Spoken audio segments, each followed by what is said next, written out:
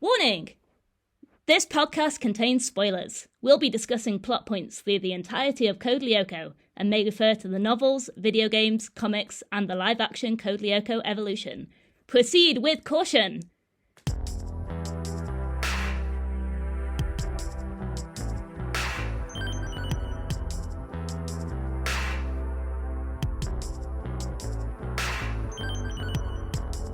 Here we are, going far to podcast all that we love. Hello everyone, and welcome to A Podcast Without Danger, where we will be returning to the past week by week to rewatch and review every episode of Code Lyoko, the 2003 animated series created by Thomas Roman and Tanya Palumbo. Let's get ready to virtualize as we go through the warm fuzzy moments, the near-death experiences, and the incredibly silly jokes from this weird and wonderful show.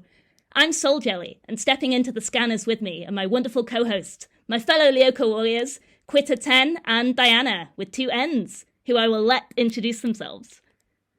Hi, I'm Dianna, and I've been watching Code Lyoko since about, I want to say like 2004-ish. I can't really remember. I stumbled across it sometime on Cartoon Network when they were airing season 1.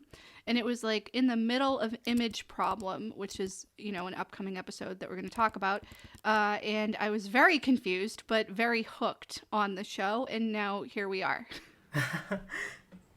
Wow. Image Problem. It's not a bad episode to start on. Nice. Hi, I'm Quitter. I've been watching Code Lyoko since, I can't remember the exact date, but quite a while ago.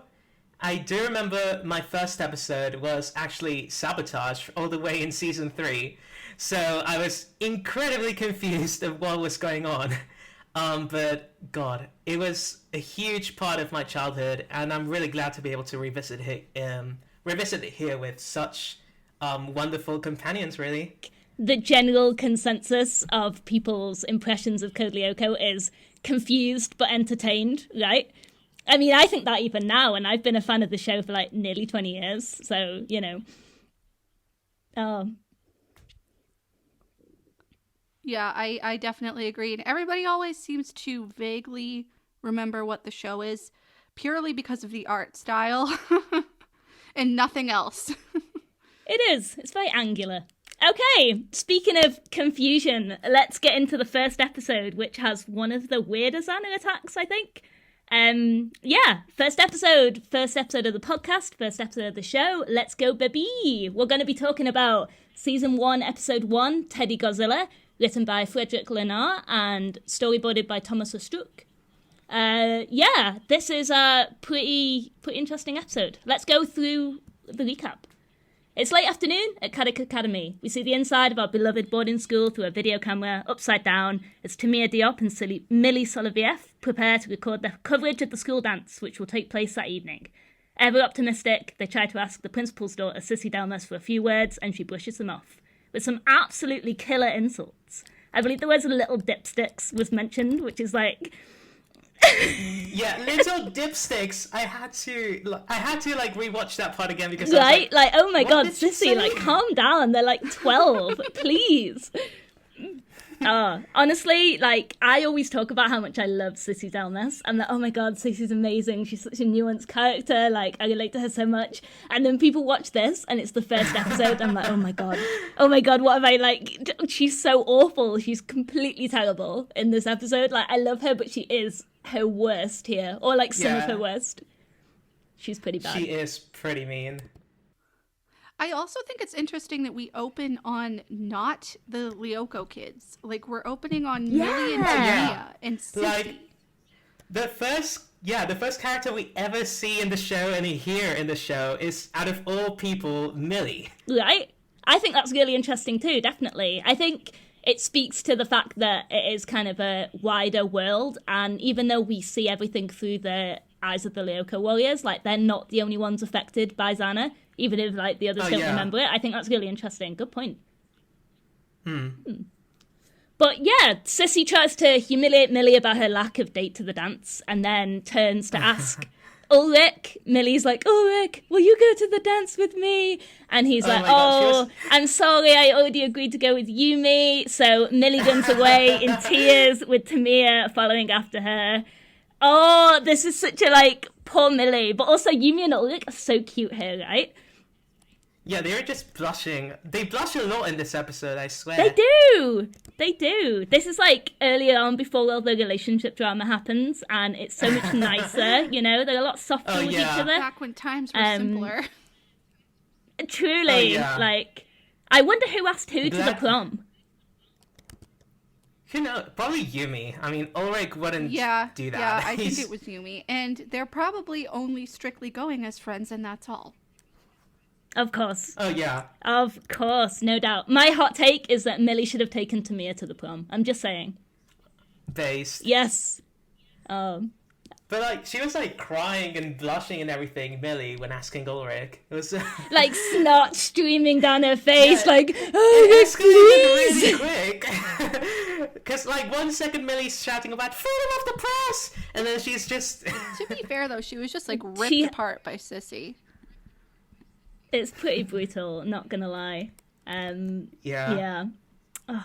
I also love how Nicholas and Herb are, like, there the entire episode, and Herb only says one line, and Nicholas does nothing apart from, like, react along with the other two. And we don't even learn their names this episode. They're just there. We don't. You're so right. Although I do think that says a lot about Nicholas's personality, like the actual lack of saying anything in its own weird way. But no, you're so right. It's just like they're her cronies or whatever. Yeah. All right, on to the next part of the recap. I hope you're proud of yourself, says Yumi. Sissy looks over with a scowl to see Ulrich, Odd, and Yumi glaring at her. Cut to Jeremy's room where he's typing away at his desktop and connecting to Aelita on Lyoko. There's nothing unusual on Lyoko for now, and Jeremy has time to work on his materialization program. Oh my god, how cute are these two in this scene? I love them. Yeah. I mean, like, imagine, like, being a first-time viewer, though. Like, this is supposed to be the first episode, and we go from, like, some kids fighting over a school prom to, like, random flashes of light and the whoosh, and then suddenly we're in an entirely different art style, and then there's this pink-haired girl in the middle of a desert wasteland, and you just, what the hell is going on? And Jeremy's talking to her through his computer. It's like, what the heck? Like, you're right. Everybody who's watching this would definitely be thrown for a loop. There's just no context, no setup whatsoever, but I love that. Honestly, like, I think this episode has a certain mysticism to it. I don't know if it's because it's the first episode in the running order, but just something about it really, like, appeals to me in kind of a weird kind of way. It's just also kind of off-kilter and bizarre and just so charming, you know? It's, like, really interesting to see, like, the viewers are obviously, like, new to this thing, at least they're supposed to be, but for the Lyoko Warriors, like, this is obviously, like, not the first rodeo. Between the way they're so used to the idea of Lyoko and Sana, and they already have, like, lots of contingency plans, it's interesting to see, like, that we start the first season off with them already being, like, well, pretty experienced, relatively, I suppose. Yeah, for sure. I was going to ask this later on in the episode, but I guess while we're here, do we think that this is only the second Xana attack that they've come across or not? Because Xana Awakens is a prequel. Doesn't seem like it. Yeah. How much time? They seem a bit too used to it. I'm not sure how much time though. Yeah. I thought I saw that this episode, and this doesn't sound true. I think we talked about this on Discord, that this episode is supposed to take place like only a few weeks after the prequel. Mm-hmm. But really? That doesn't sound right. Yeah, it definitely doesn't. It's strange. They seem a bit too they're like a used well-oiled machine. Totally. At the same time, though, they are so naive about the Xana attack at this point, because if you compare and contrast it with, like, later seasons, every single little thing that's off, they're like, oh my god, is it Xana? You know, we better check the super scan just in case. And here they're like, Sissy's claiming she was attacked in her room, like, you know, I'm sure it's no big deal, she just plugged in her hairdryer. Just dismiss it. Right? Like, so there's that kind of naivety, but at the same time, they clearly, like, have done this before, so I find it just, like, they're such a such an odd place in the timeline as far as we like experience them as viewers, you know? Yeah, especially because Jeremy definitely is not his usual paranoid self in this situation. Mm-hmm. He's just like, yeah, whatever. Yeah, it was really, like, he is the one that brings up the idea that maybe Santa was involved, but it's only, like, afterwards. And he's not, like, acting all paranoid and jumpy or anything, like he is so often in later seasons. Yeah, definitely. It's a really weird one. There's something I'd like to come back to just a little bit later, so let's put a pin in that for now and move on to the next bit of the recap. Sure. Just because it's a really interesting part that I think is going to take up a little bit of discussion. So we've got Jeremy and Lita chatting away, brief conversation about Lyoko, etc. Jeremy's working on the materialization program that is going to eventually, hopefully, bring Aelita to Earth so that she can live there and they can shut down the supercomputer for good. Well, we'll see how well that goes in a couple of episodes' time, and so on and so forth. But anyway, cut to Millie and Tamia. They're in their room. Millie's crying, and Tamia's trying to reassure her. As for the news, Jim said it was okay. We've got until 9 o'clock to submit the video, the report, etc. So, to step aside a second, there's so many missing scenes that I want from this show, and that conversation between Millie, Tamia, and Jim is definitely one of them. Can you imagine Millie just like going up to Jim, so like tearful, like, oh, we haven't like finished the news report, and he's like, it's okay, you know? Like, I wonder how that went down. I just find that so interesting. Oh, I took that as Jim It'd said... definitely be interesting to watch. I took that as Jim said they could be at the prom until 9. Oh, okay. Really? That's also interesting. I got it like Soul did, that they had until 9 to like submit their report. That makes a lot more sense. Also, Tamia is really like such a good friend to Millie, and Millie is not really deserving that right now. She's like Tamia. Compare Millie in this episode to like other episodes where she appears in, which are quite a lot, and like she's acting definitely quite a bit more immature, maybe emotional. I'm not sure how to say it, but like Millie, she is an emotional girl, like in Attack of the Zombies, obviously, but like she doesn't like go off screaming about how she hates everybody in the world and she hates Tamia too and whatnot. She's such a brat in this episode, and you know, Tamia is like, she's so clearly done this spiel like 1,000 times, like, oh, Millie, it's okay, it's fine, like, she is so fucking done with Millie's shit, like, she's like, I've got a room with this bitch, like, really, like, what is this, please, you know? But yeah, their friendship is cute, honestly. Yeah, but this is definitely not the best episode for Millie, behaviour-wise. And we do see her mature over the series, which is really nice to see, like, as a minor character, you know? But, yeah. It's something, for sure. Yeah. We pan over to the girl's computer monitor, and, oh no, what's this? Ominous background music? A glowing red eye appearing on the screen? Yeah. What could this possibly be, you guys? I mean, at first we wouldn't know. Like, for example, like between this, like the Eye of Santa and like the previous conversation between Jeremy and Aelita, where they mentioned towers not being activated and Santa not being able to harm you or us, Aelita, and you're like, what the fuck is Santa and what the fuck is a tower? And what the hell is this thing? It's so like ominous, truly, though. like I think one of the things about how she hates everyone, and then we pan over and we see the Xana symbol, and it's like, yeah. Oh my god, honestly, Millie's like spiel of hatred against the world. And yeah, no, truly, it just, the viewer knows nothing at this point. And I think that's actually kind of a really cool way to emphasize like the Lyoko warriors' secret. And later on, we'll kind of realize how isolating it is for them, you know, because like we know nothing about them and their lives. And like this is so alien. And yeah, when you start to think about that later on and the implications of that, they have this whole like secret language and this whole like life outside of the school. And I just find that so interesting that we come in as an outsider POV with no context for it and what that actually means, you know? Yeah. For sure. Okay, so cut back to the auditorium where Ulrich, Yumi, and Jeremy and Ard are decorating the room for prom. One of the few normal things the gang gets to do before their lives are taken over with fighting Xana. R.I.P. Yeah, it's so weird to see them involved in, like, a school event. Right? Like, this never happens, except for, obviously, the next episode of the band, but, like, this barely happens ever again, you know? It's just, like looking back a thing on the that they don't get to do. Whole, like, out of character for them to be doing this. You're so... Yeah, they look very happy. Absolutely. They look happy, they look relaxed, they're involved in extra school stuff, they're talking to like other classmates. Like, it's a complete change from how they are later on. Which is really interesting and also like really sad, but you know, it sets up this journey of isolation that they undertake. The three of them are discussing the showdown earlier and Sissy's bad attitude. If meanness is one of the qualities of Beauty Queen, she'll get re-elected, all right, says Ulrich.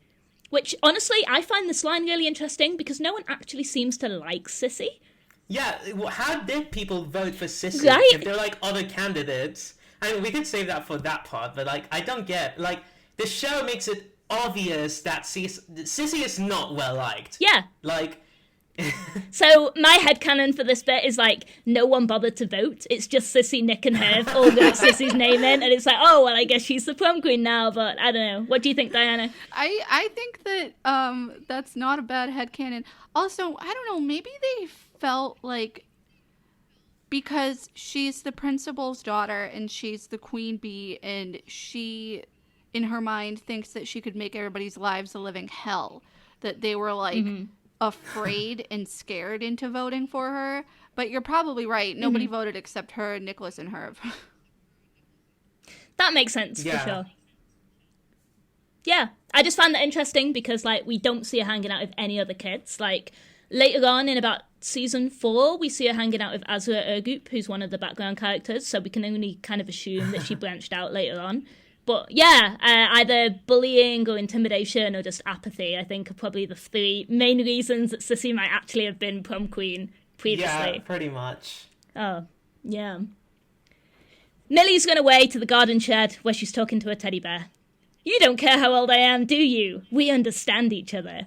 Okay, this bear is so fucking creepy, I'm sorry, but like... Yeah, it is a bit like, Millie, you're not 6. You're like 2 years below Jeremy and Ulrich. This whole dialogue is so weird. Like, I tell you guys, one day I'm gonna run out of rare pairs to ship in CL, and I'll be like, okay, what next? And but it's just like... It's like she's all about when we grow up, these older kids won't be able to be mean to us, and like Millie, calm down. It's not Millie, that deep. nothing like, matters after high school. Like I get that, like at that age, like small things can seem like humongous.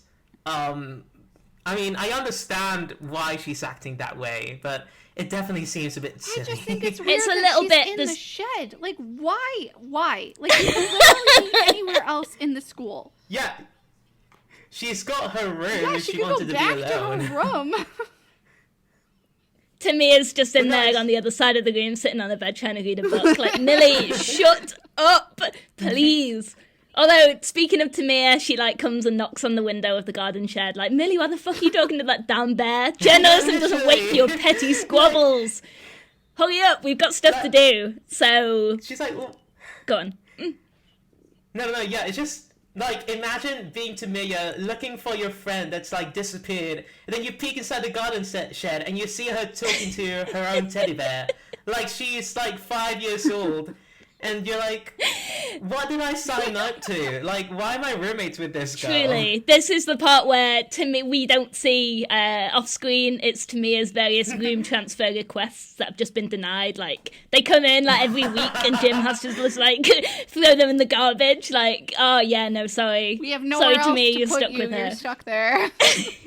Yeah. I'll sleep Oh, in a and closet, Alita Jim. comes. Please. No, but, like, they suddenly have a room open for Alita, and then Tamia Oh, and just Tamia's hates just Alita like- the rest of the show. Oh my god. No, truly though. Although, honestly, I kind of always, when I look back on the canon, I think of Millie as being the one who's most invested in the Caddick news. But having this scene here, it's nice to see Tamia caring about it just as much, you know? She's the one who's like, hey, we've got to finish the report, etc. So I do think that's quite a nice detail. Yeah. Yeah, for sure. Anyways, Millie leaves the garden shed, finally, leaving her teddy bear behind. The light bulb crackles, black smoky gloop pours out of it, and straight into Millie's teddy bear. Dun dun dun! Yeah. Like, what the hell is going on? Like, as a first-time watcher, like, you just see The lights flicker, then suddenly from the lamp, this black sludge smoke thing just starts oozing and pouring all over the teddy bear, and you're like, why? They do the suspense so well, though. We'll talk about this later, I guess, but I do like that you don't see the teddy bear, like, full on until, like, right at the very last minute. Pretty late, yeah. Like, I think this episode, like, nails the suspense. Yeah, I Sorry, agree. Dianna, go on. Like, why did she leave the bear behind in the first place? Like, Tamia obviously knows she has the bear. Probably like, because she she didn't have anywhere it. to like put it on her person. She didn't have a backpack or a bag or anything. So, but it was so weird. Like, why didn't she just take it with her back to their room and put it there? Yeah, literally. literally. And they have a computer. Like, can't they just do the news stuff from their room, or do they have to go somewhere else? Just so many questions. I don't know. Maybe there's like the printer is connected to another computer down somewhere in one of the computer labs, and that's easier. I literally have no idea, but I think it's we're talking about the real shit here, folks. Where do Millie and Tamia do the basis of their I journalism? mean, they could Where have does it borrowed all Jeremy's the magic printer. We happen? know he has one in season 2. Does he? Does he have a printer? Oh, yeah, he prints out, Hopper's diary, doesn't he? He has one in his room. There you go. God, he's probably like, shut up, I'm talking to my online waifu, leave me alone. Oh my god. I feel like... God, he's such a simp. He truly is. No, honestly, though, I feel like actually I relate to that because, like, I have definitely had a printer before and been, like, the person with a printer, and you just get inundated with requests. It's like, oh, like, you know, Soul, please, can you, like, let me print this out? And it's like, fuck, I just want to get on with my life. Like, please leave me alone. So I can understand that, actually. Understandable. Anyways, cut to Yumi Ashama title card and scene change. Sissy shoos Herb and Nick away and heads to a dorm room to get ready for the dance. There's Sissy again with the absolute sick burns. She tells Herb, take this advice. Don't think it doesn't suit you. Which is fucking unwarranted. It's like, you're not beautician, so stop sticking to me like glue. Like, right? What? Oh my god, Sissy, calm down. Savage. Like, truly savage. Yeah, in Spanish, she just goes like, you're not, like, estheticians, which is pretty much beauticians in Spanish. And then she's like, stop sticking to me like leeches. And then it's like, jeez. And, like, she's got a key to her room. Like, is that normal in boarding schools? Because when I was in boarding school, I didn't have a key to my room. I have no idea. You're the boarding school expert here, I've never I think. been in a Sorry, boarding Dianna. school. Like, people entered other people's rooms, like, all the time. We didn't have locks in our rooms. So, I mean, Caddick is a private school, so I guess... I kind of feel like Sissy, as the principal's daughter, like, considering she probably... Yeah, she probably stayed there over term time, and it probably made more sense for her to have a key, you know. But like, Jeremy also has the key to his room, because we see him locking it... Oh my god, I almost dropped my phone. We see him locking it a couple of times, too, so I think everybody has... I don't know, it might just be for the plot. Yeah, that makes sense. Plot is generally a pretty solid reason for, like, things to happen. Okay. Yeah. So we see Sissy's dorm room for the first time, complete with a really interesting array of posters. So we've got... let's just analyze these for a second because I find this so incredibly interesting. We've got some kind of boy band who are very, very muscular. We've got a portrait. We've got a portrait of what looks like an older Ulrich Stern, which I'm like, did Sissy paint this? Was she like just like especially like thirsty one day and was like, you know what, art class? I know what I'm gonna paint. Oh my god, great! For my He room. does look like Ulrich.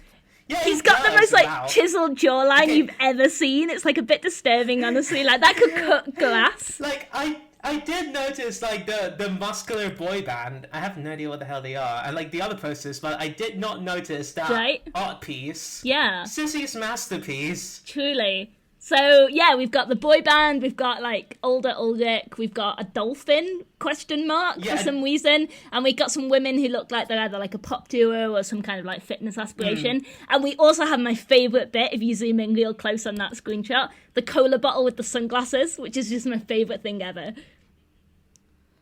Now, There's like Oh my god, yeah, next to the portrait. Yeah. Why?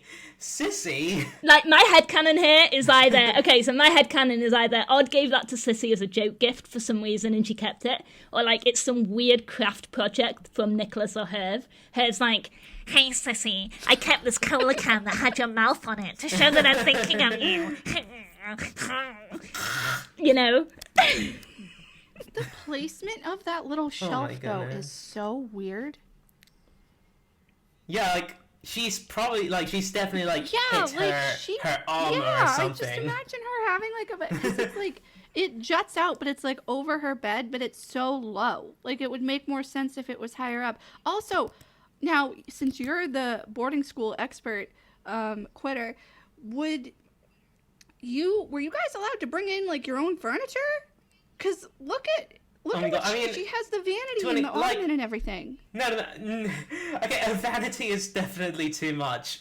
We did bring along, like, bean bags and quite a few pillows and whatnot, but definitely not to the extent of bringing a vanity. I do kind of feel like she has some leeway being the principal's daughter, because I would imagine that they also live there. She lives here, yeah. Like, it makes sense. Yeah, for sure. Like, other than Ulrich's room is quite a bit more toned down. And so is Jeremy's, super apart sparse from his desk. Yeah.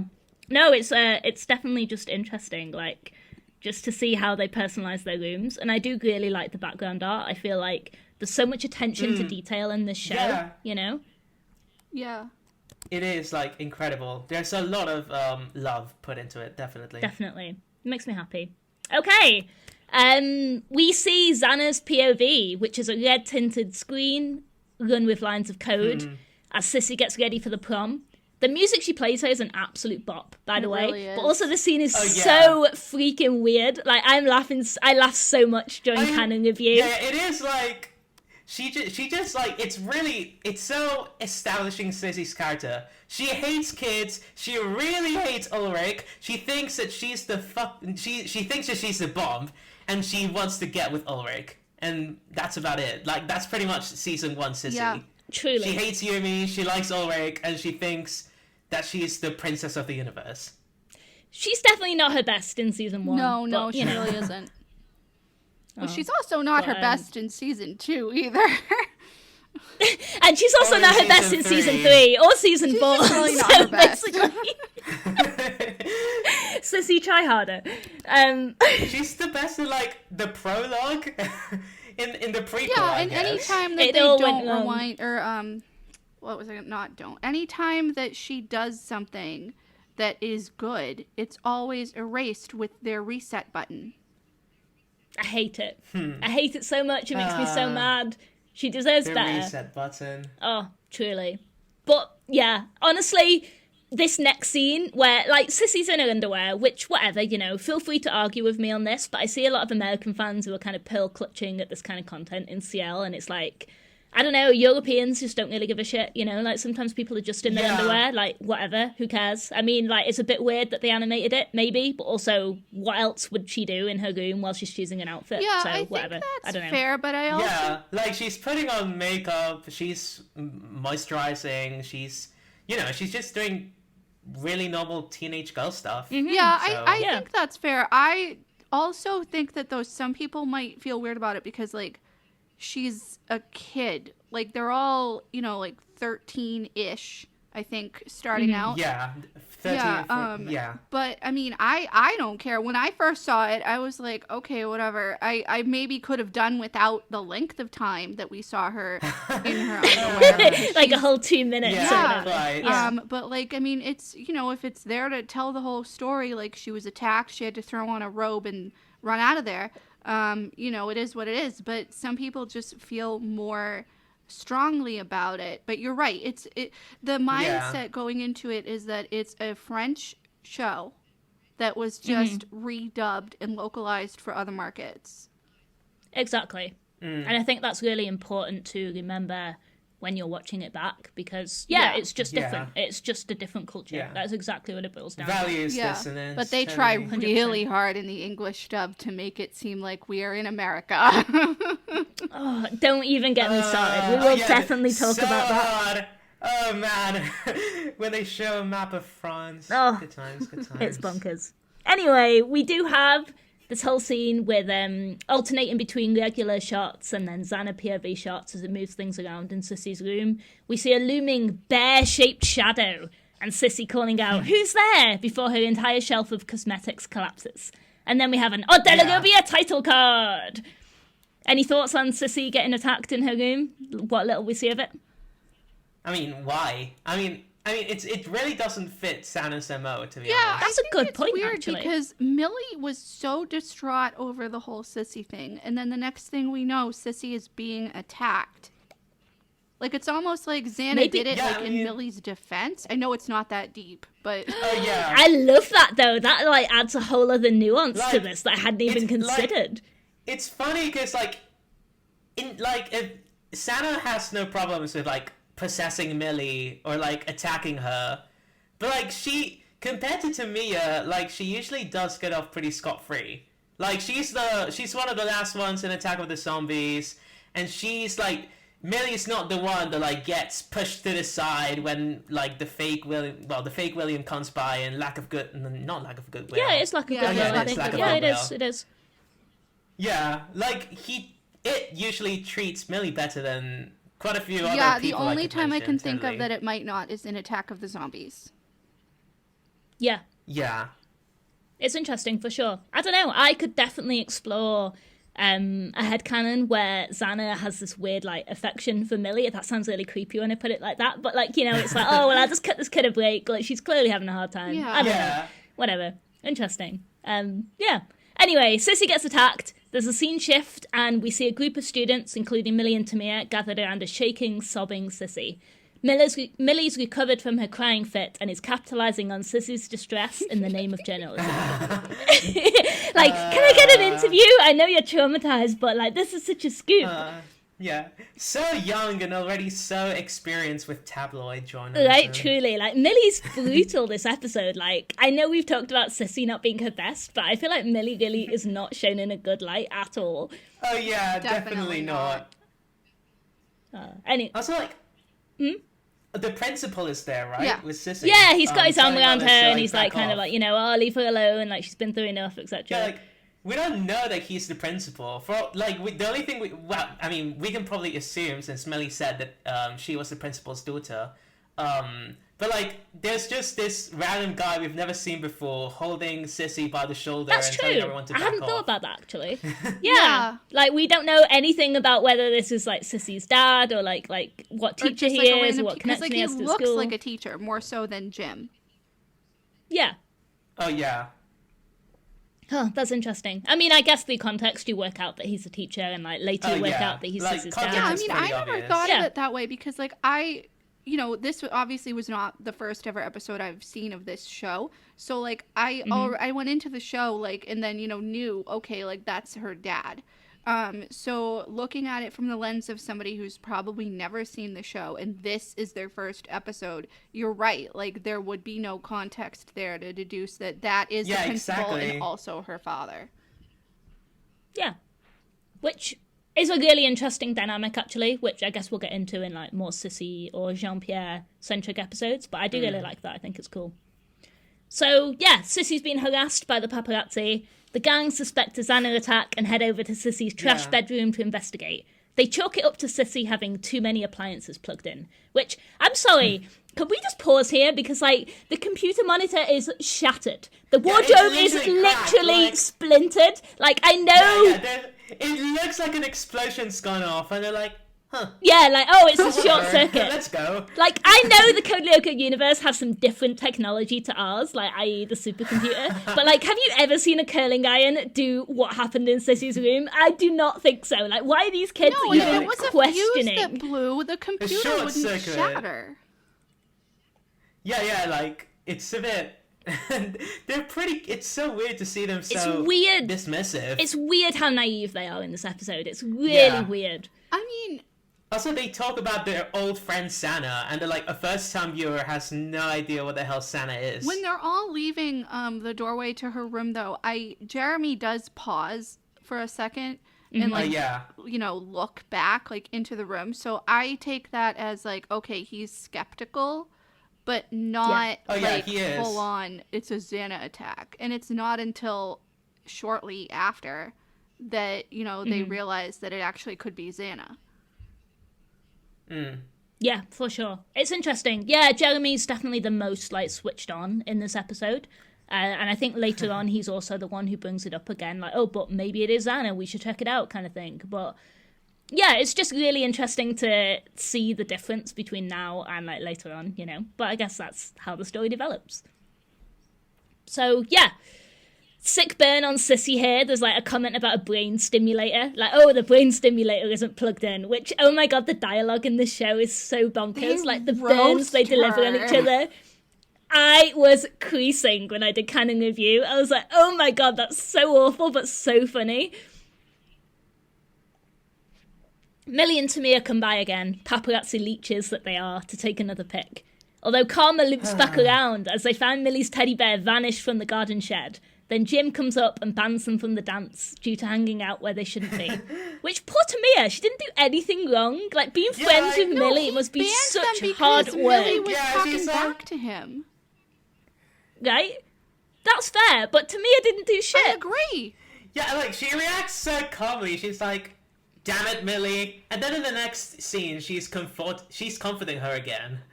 It's a very... Tamia did not deserve she's this. Very chill.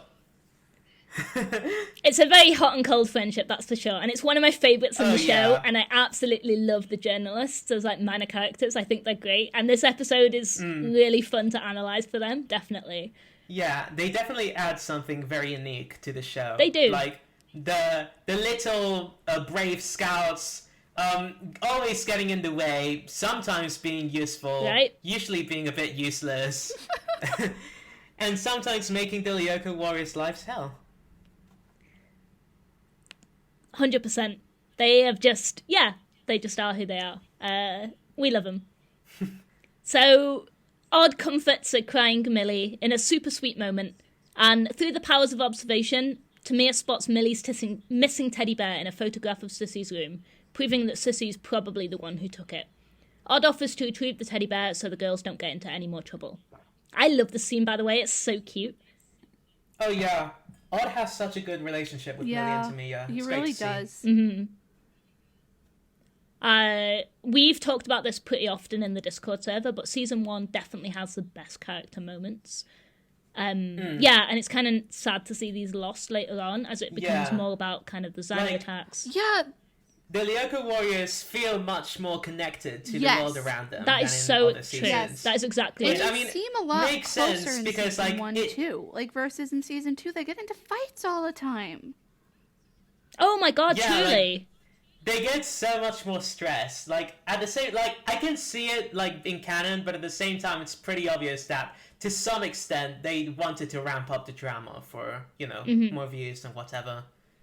But, like, it's definitely also very easy to see it as them getting more and more stressed and more caught up and spiraling around Sana, and everything else just falls to the wayside, really. It's true. It's really interesting from, obviously, like, a fanfic writing and an analytical and, like, an analysing the show perspective. But it also makes me really sad. It's like, oh, they started out such cute friends. Like, they went to the prom. And, like, it's like, oh, guys, stop fighting. Yeah, Jeremy and Yumi especially, they would really be confiding in one another so often in season 1. In season 1. Mm-hmm. Yeah. They were definitely like the two big leaders of the group. Yumi is like the heart and then Jeremy as the head. But also Yumi as the head because let's be honest, they have one brain cell and Yumi has it all the time. 100%. Oh yeah, totally. Oh. So yeah, lots of cute dynamics between them. Like as each other, and then also between like Millie and Tamia and other people kind of in the world around them. So yeah, we have the scene with Odd being kind of a big brother figure to Millie and Tamia, offering to investigate and get the teddy bear back. Meanwhile, we have Jim, who's cornered by a looming bear-shaped shadow. Watch out, I'm a black belt. Like, that's going to do anything against, like, a 20-foot teddy bear, but hey. Ominous music plays, Jim screams, and Ulrich title card! And a scene switch. So, just Jim getting accosted by this teddy bear really makes me laugh. Like, I know he's the comic relief, so it makes sense, but I don't know, I enjoyed the scene. I got a kick out of it. Yeah, I also got a kick out of his reaction when he is in the infirmary talking to Jean-Pierre, because he just has this look on his face, and he really does, but he's like, this scene and another scene in an upcoming episode are like when Jim is at his most anime. Like, the way that he just nods his head aggressively, it's just, and he's in his suit. Was he in his suit when the bear attacked him? What was that about? No, he wasn't. And then he's suddenly wearing a different outfit. Yeah. It was so... Let me change real quick before I go to the infirmary. He probably, he soiled his pants. He was... Probably. I like that headcanon. I was going to say he was either trying to impress Jean-Pierre or impress Jolande, but, he probably just soiled himself. Oh, God, poor Jim. Poor Jim. Oh, no. So to lead on to that scene, Odd investigates Sissy's room and Jim's in the infirmary being quizzed by a skeptical Jean-Pierre Delmas. He claims he was attacked by a teddy bear who's an expert in martial arts. Which, honestly, oh my God, it's funny as heck.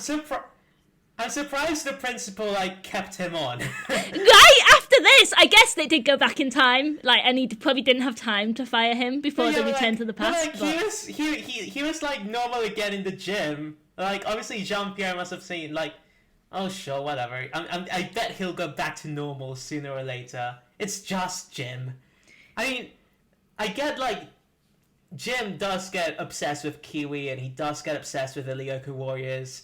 But you have to wonder, before them, was there anything he was, obsessed with? That's a good question. I also like how Jean-Pierre is asking him about these, the attack, and he just has, such a straight face. And he's just so, deadpan about it. Yeah, he's we better not report this to the police. I was going to say, that line just makes me laugh so much. The delivery is perfect. It's brilliant. I mean, I guess since I also ship Jean-Pierre Jim now, I'm just oh, well, it's fine. He's just letting him off because, he doesn't want to, draw attention to anything. It's fine. Anyway, the way Jim pulls his blankets up over his head as well, really... Oh, yeah! Oh, my goodness. And then he goes to the dance. It's why? Yeah, he's back to normal in the dance. He's, clearly, signed off work enough to, go and chaperone this dance or whatever. Anyway, wild. Yeah. Logic and... Looking really sharp. Logic and Code Lyoko have never really gone hand in hand, so I feel as far as nitpicks go, that's probably a pretty minor one. Oh, back in the auditorium, the gang are still thinking about what happened to Sissy. Jeremy thinks it's weird, but Ulrich isn't sure. Yumi warns them to keep this on the down low since anyone could be listening in. Yeah, walls have ears. Exactly, for sure. She leaves to get ready for the prom, and we find out here that she's a day student while the rest are boarders, which will come into play later as the Ishiyama's turbulent family life becomes a plot point later in the series. Yeah, small hint there, bit of foreshadowing, I guess, which is pretty cool. I also think it's really funny that Ulrich is hey, it's not that bad. You don't wake up, you don't have to get up at 6 a.m., you have hot water, and you don't need to sleep next to Smelly Odd. I'm roast your friend, why don't you? Smelly Odd, ouch. Yeah, it was wow, bit mean. I mean, in Spanish, he just straight up calls Ob, a pig, so... He says, he calls him El Guarro. I mean, it's just, wow, harsh. I mean, they did not get along very well in season 1, to be honest. I do like that, and I think one of the things, we're probably going to try and talk a little bit more about the timeline of when this happened between Xana Awakens and now in just a moment, but I do find it really interesting because they do have this kind of camaraderie, but also they clearly are all still a little bit tense and awkward around each other. Yeah. I don't think there's anything in the dialogue that expressly says it, but you really get that vibe, and I find that really interesting. And yeah, totally. Yeah. It's kind of funny how, as they get more codependent, let's not, brush this off. Like, they also get, like, fighting with each other way more than in season 1 when they were, like, less close. Yeah. It's someone... It becomes a bit less professional, and then as it becomes more personal, it's like, oh, well, I can kind of air my dirty laundry or, like, say whatever the fuck I want kind of thing, you know?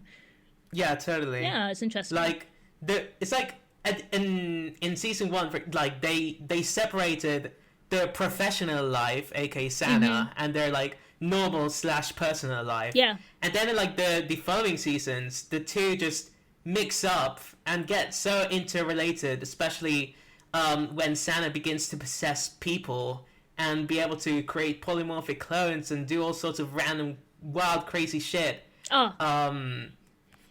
I'm so excited to talk about polymorphic clones. That is definitely something for another episode, but oh my god, I'm like hyped as hell to talk about that. It's going to be so interesting and so fun, so yeah. Oh yeah, there's so much potential. Brilliant. Oh man. Odd's got his detective hat on and is lingering around the infirmary for more information about what happened to Jim. He finds Jim's teddy bear drawing in the trash, and the group finally starts to consolidate their theory that this is in fact the work of Xana. Odd's excited about going to Lyoko, but Jeremy says they need to make sure Yumi is with them. It's too dangerous for a solo mission, he says. And then there's a really bit of telling bit of dialogue from Odd here that really gives us a bit more insight into the world. He goes, "We can't leave the school unguarded, and even going back in time, if there's an accident, it's all over." So, so to come back to kind of this whole thing of when did this episode take place, this definitely contradicts any idea that, like, this is only the second Xana attack, because they must have found out that a return to the past doesn't bring people back from the dead, and I am so fascinated by this line of dialogue and what that implies. Yeah, like, what happened? It's definitely, like... I mean, they don't seem too torn up about it. I would like to headcanon that they read about it, or Jeremy read about it in France's diary. I genuinely don't think that, like... it directly happened like, to normal. Them. They probably just, and that could also have been part of the reason that led France to be so, like, crazy. Unstable.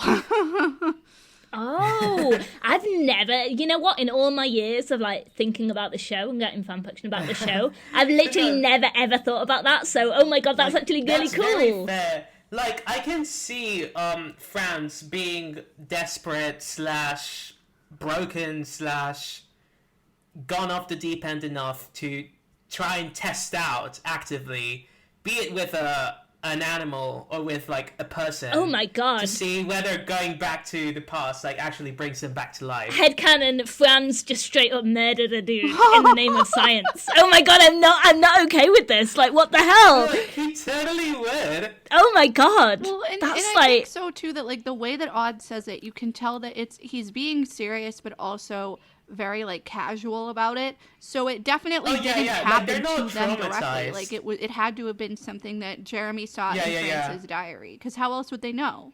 Totally agreed. That makes a lot more sense, actually. Yeah, I mean, I guess it could be that enough time has passed that they've kind of dealt with the guilt of causing someone's death, etc., etc. But yeah, I think it's approached with enough levity that it is actually just theoretical. Totally. Yeah, I'm 100% willing to accept that as a headcanon, so thank you, Dianna. Also, imagine, like, being a first-time viewer and listening, like, hearing Odd say, even if we go back in time, and you're like, what are you talking about? Right? I think that's so interesting, though, because then you're like, oh my god, I've got to wait and see, like, what do they mean going back? I've got to watch to the end of this episode. Maybe, like, Thomas Raman and Tanya Palumbo know exactly what they were doing, you know? Like, oh, we've got to hook them in with all these weird bits of lore that we're dropping all over the place and not explaining. But no, truly, like, so intriguing. I love it. I also really love the lighting in the scene, where it's, like, nearly sunset. Oh, yeah, it's very beautiful. It's gorgeous. Yeah. This whole bit with them just hanging out outside in the courtyard and kind of discussing this, I love it. It's one of my favourite bits of the episode. But, really big fan of kind of the world building and the lore that happens in this little bit here, and the theories about return to the past and what that brings up. I just love it. So, Odd and Jeremy head to the factory, and Ulrich decides to stay at the school. So, how has no one else seen the giant teddy bear at this point, by the way? Like, I don't know, like, I mean, people obviously have seen it. I mean, I guess, like, social media wasn't really a big thing, because, I mean, the bear is obviously already on its way to get Yumi.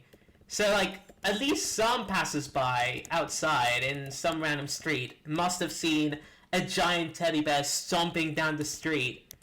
And, like, how did people... I mean, I get that people don't know about it since there's no, like, Twitter or Snapchat or whatever to, like, easily get that information out to a wide variety, like, a wide range of people. But still, like, someone must know something. Right? And plus when we see Ulrich running through the neighborhood to get to Yumi's, we hear, like, all the dogs. Mm-hmm. Mm. So, I mean, you know, they can typically sense things before people. And, I mean, that bear is so big that, like, it's making the ground quake, right? So... Yeah, it literally leaves cracks on the ground.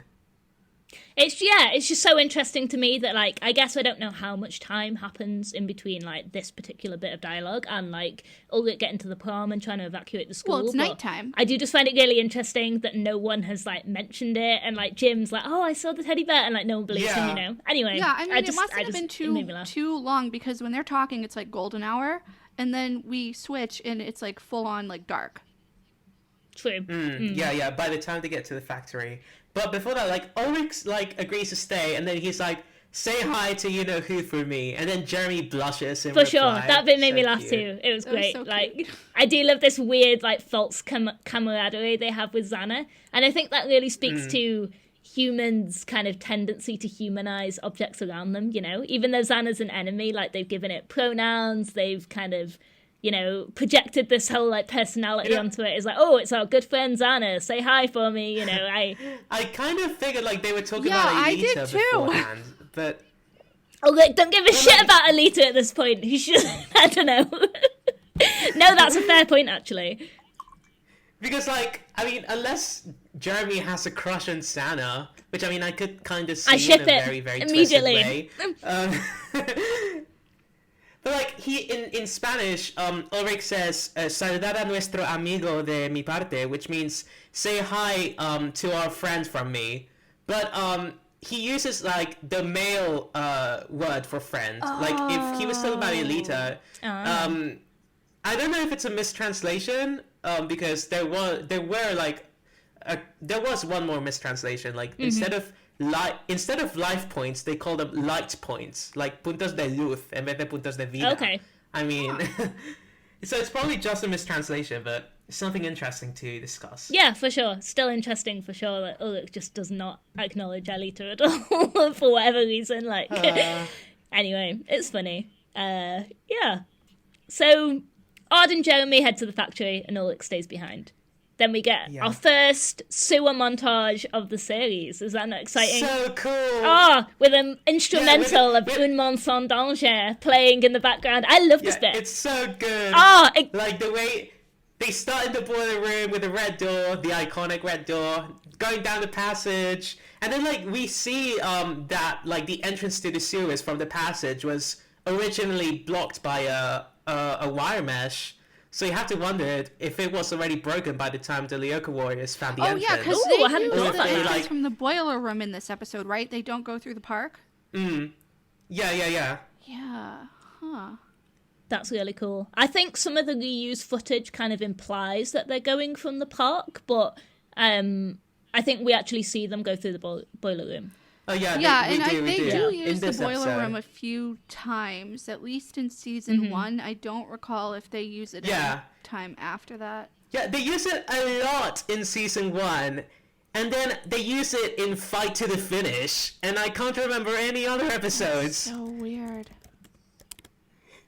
Yeah, it's interesting. I wonder what happens. I'm sure we can think of a suitable headcanon for it, for why they stopped using the boiler room entrance for whatever reason. Maybe it's to do with that Leon Corbet ghost haunting thing that happens in Is Anybody Out There? I don't know. We'll work on it. It's fine. Wait, how do you access the boiler room? Do we know? Is it through the gym? Unsure.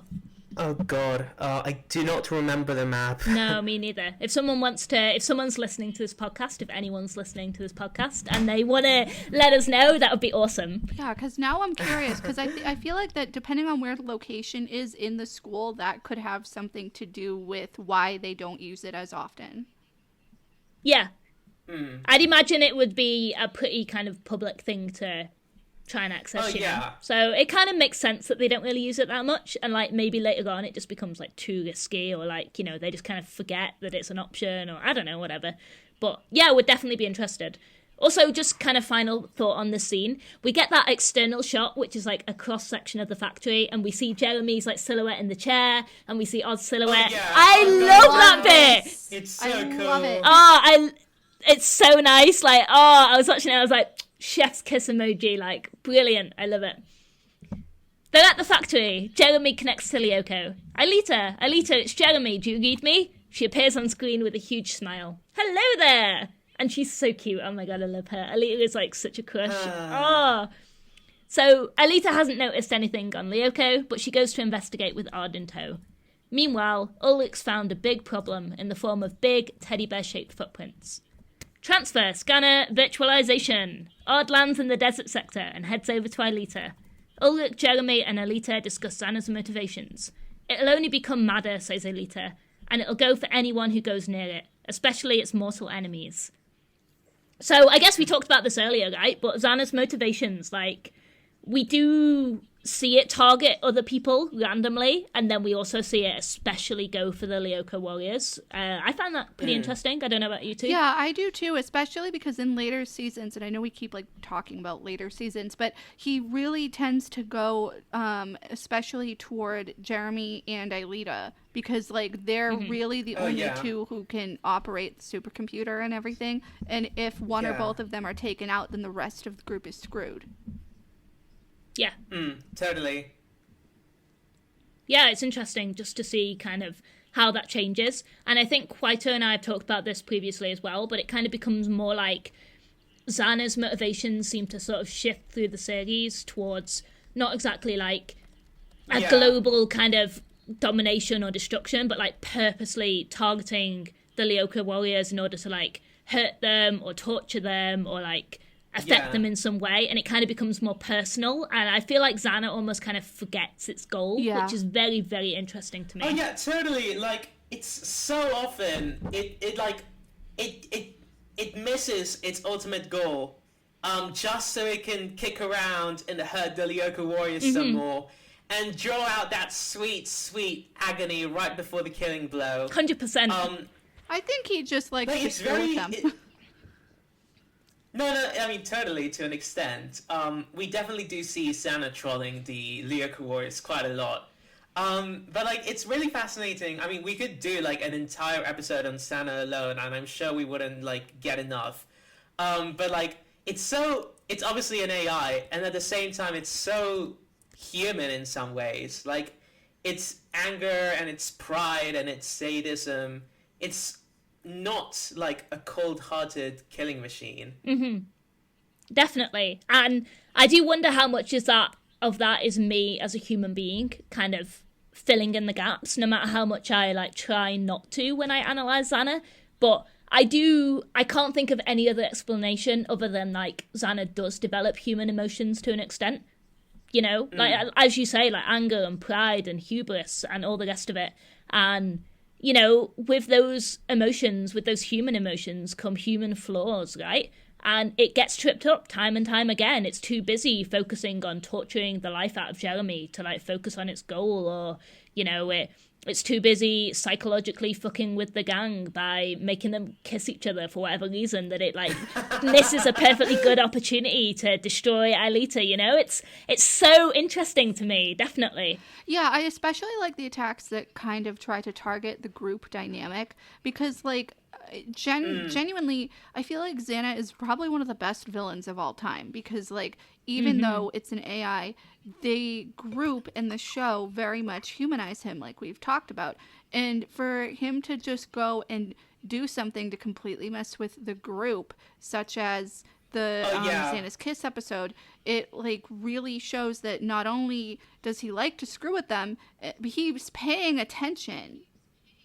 Mm-hmm. Yeah, like he knows how to mess with them the Yeah, most. I mean, look at Ghost Channel. Like, be it in Santa's Kiss and Ghost Channel. Like, he learns in Ghost Channel, it learns in Santa's Kiss. It only fails in Franz Hopper due to, like, Jeremy catching Aelita in the nick of time. It's very interesting, really.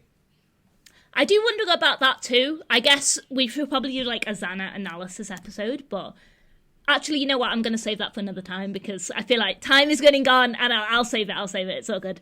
Anyway, so off the back of this discussion between Ulrich, Jeremy, and Aelita, Ulrich realizes that Xana is probably going to go and target Yumi in the real world. Meanwhile, on Lyoko, Aelita suggests that Xana's activated tower is somewhere in the vicinity of a huge spiraling crater. Before they can investigate further, a group of Cancolats appear. Odd, take good care of Aelita, says Jeremy. Also, I love Odd's Lyoko form and the way he crouches like a cat. It's so cute. I love it. Yeah, it's so, like, interesting. Like, I mean, we haven't seen Aelita in the real world, obviously. So imagine, like, a first-time viewer, like, Odd gets into this random pillar of light that closes around him, and then Jeremy's, like, spouting techno-babble, and then we see the flash and the whoosh, and suddenly Odd's a cat, and he's in the same random wasteland that Aelita was earlier. And then they all seem so randomly familiar with this place. Yeah, not only that, but he definitely has more, like, cat-like characteristics sometimes when, like, on Lyoko. In certain sequences when he's running, like, he'll, you know, occasionally be running on all fours. He has the tail and the ears and all that. Also, remember when Cankerlots were such a bad threat? I literally had this in my notes as well. I was like, oh wow, 5 Cancolats, what a huge threat, you know? We don't even learn their name in this episode. Like, they're just random tiny beasts. Oh yeah, Jeremy doesn't even say their name? No. Oh yeah, okay, of course. They're just point. potatoes with legs. Potatoes with legs. They're so potatoey. That's what they are. You know when you know in Portal 2 where GLaDOS gets turned into a potato? Like, I literally just think of that, and like in my mind that's simultaneous with like the Cancolats from Code Lyoko. They're like exactly the same thing. Yeah, and I mean Yumi does call them roachsters, I think, in a future episode. Yeah, that's like season 4, isn't it? Or it's like some difference between like the French translation. I think they kind of chose one and then changed it. I'm not 100%, but yeah.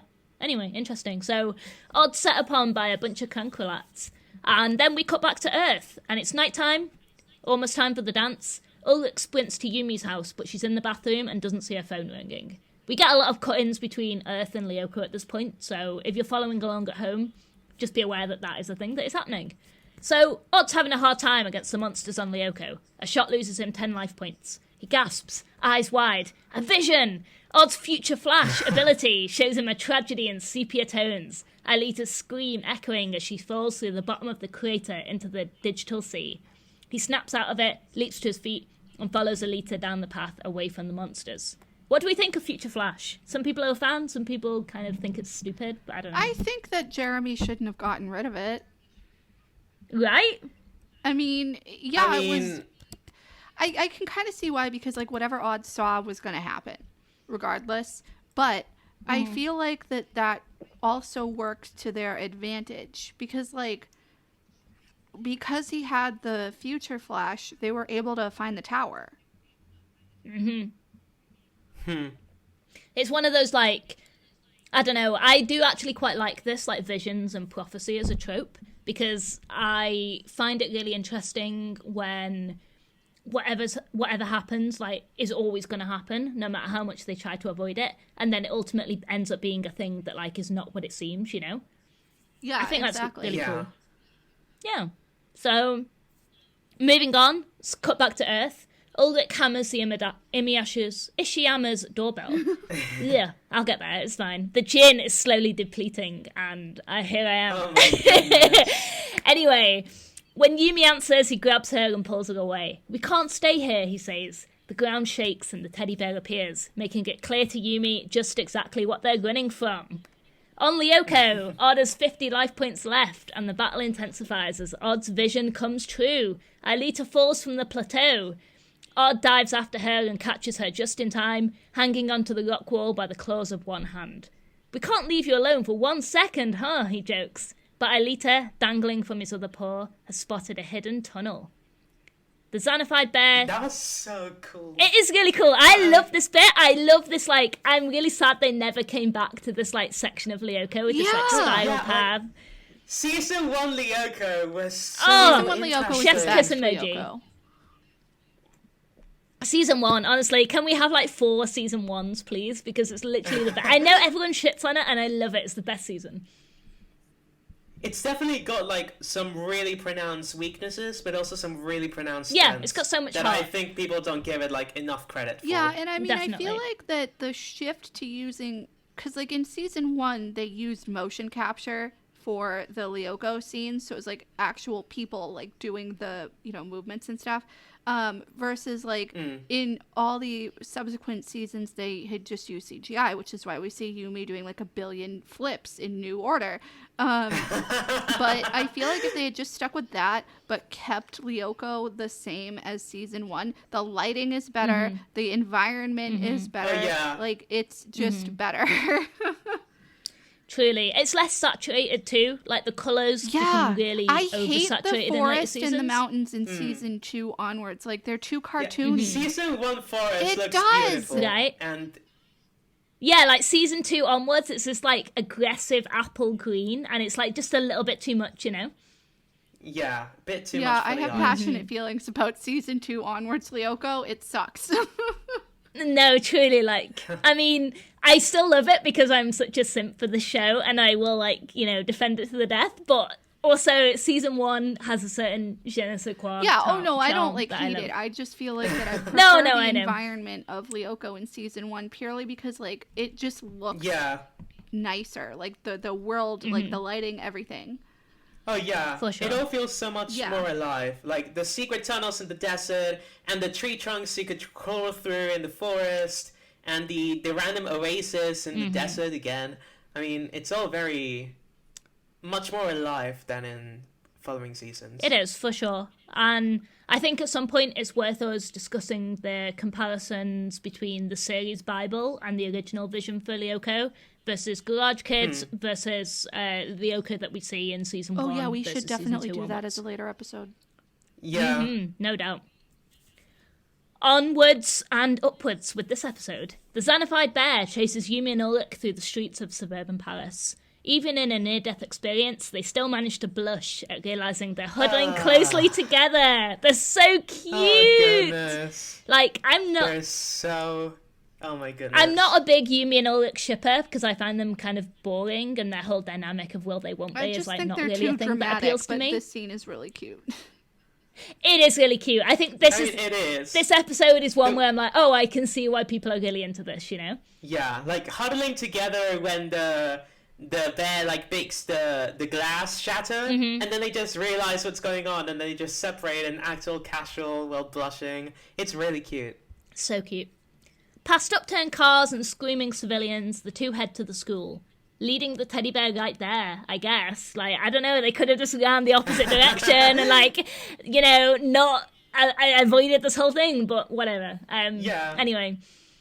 On Lyoko, Aelita walks slower than my nana going down a flight of stairs. I'll be honest, she's Oh so my God. slow. Aelita is so slow. Oh my God, it's painful. Like, literally, it's It like just hurts to watch. it's like pensioner levels of slow. Like, I've literally seen me nan go quicker. Like, honestly, please, Aelita, hurry up.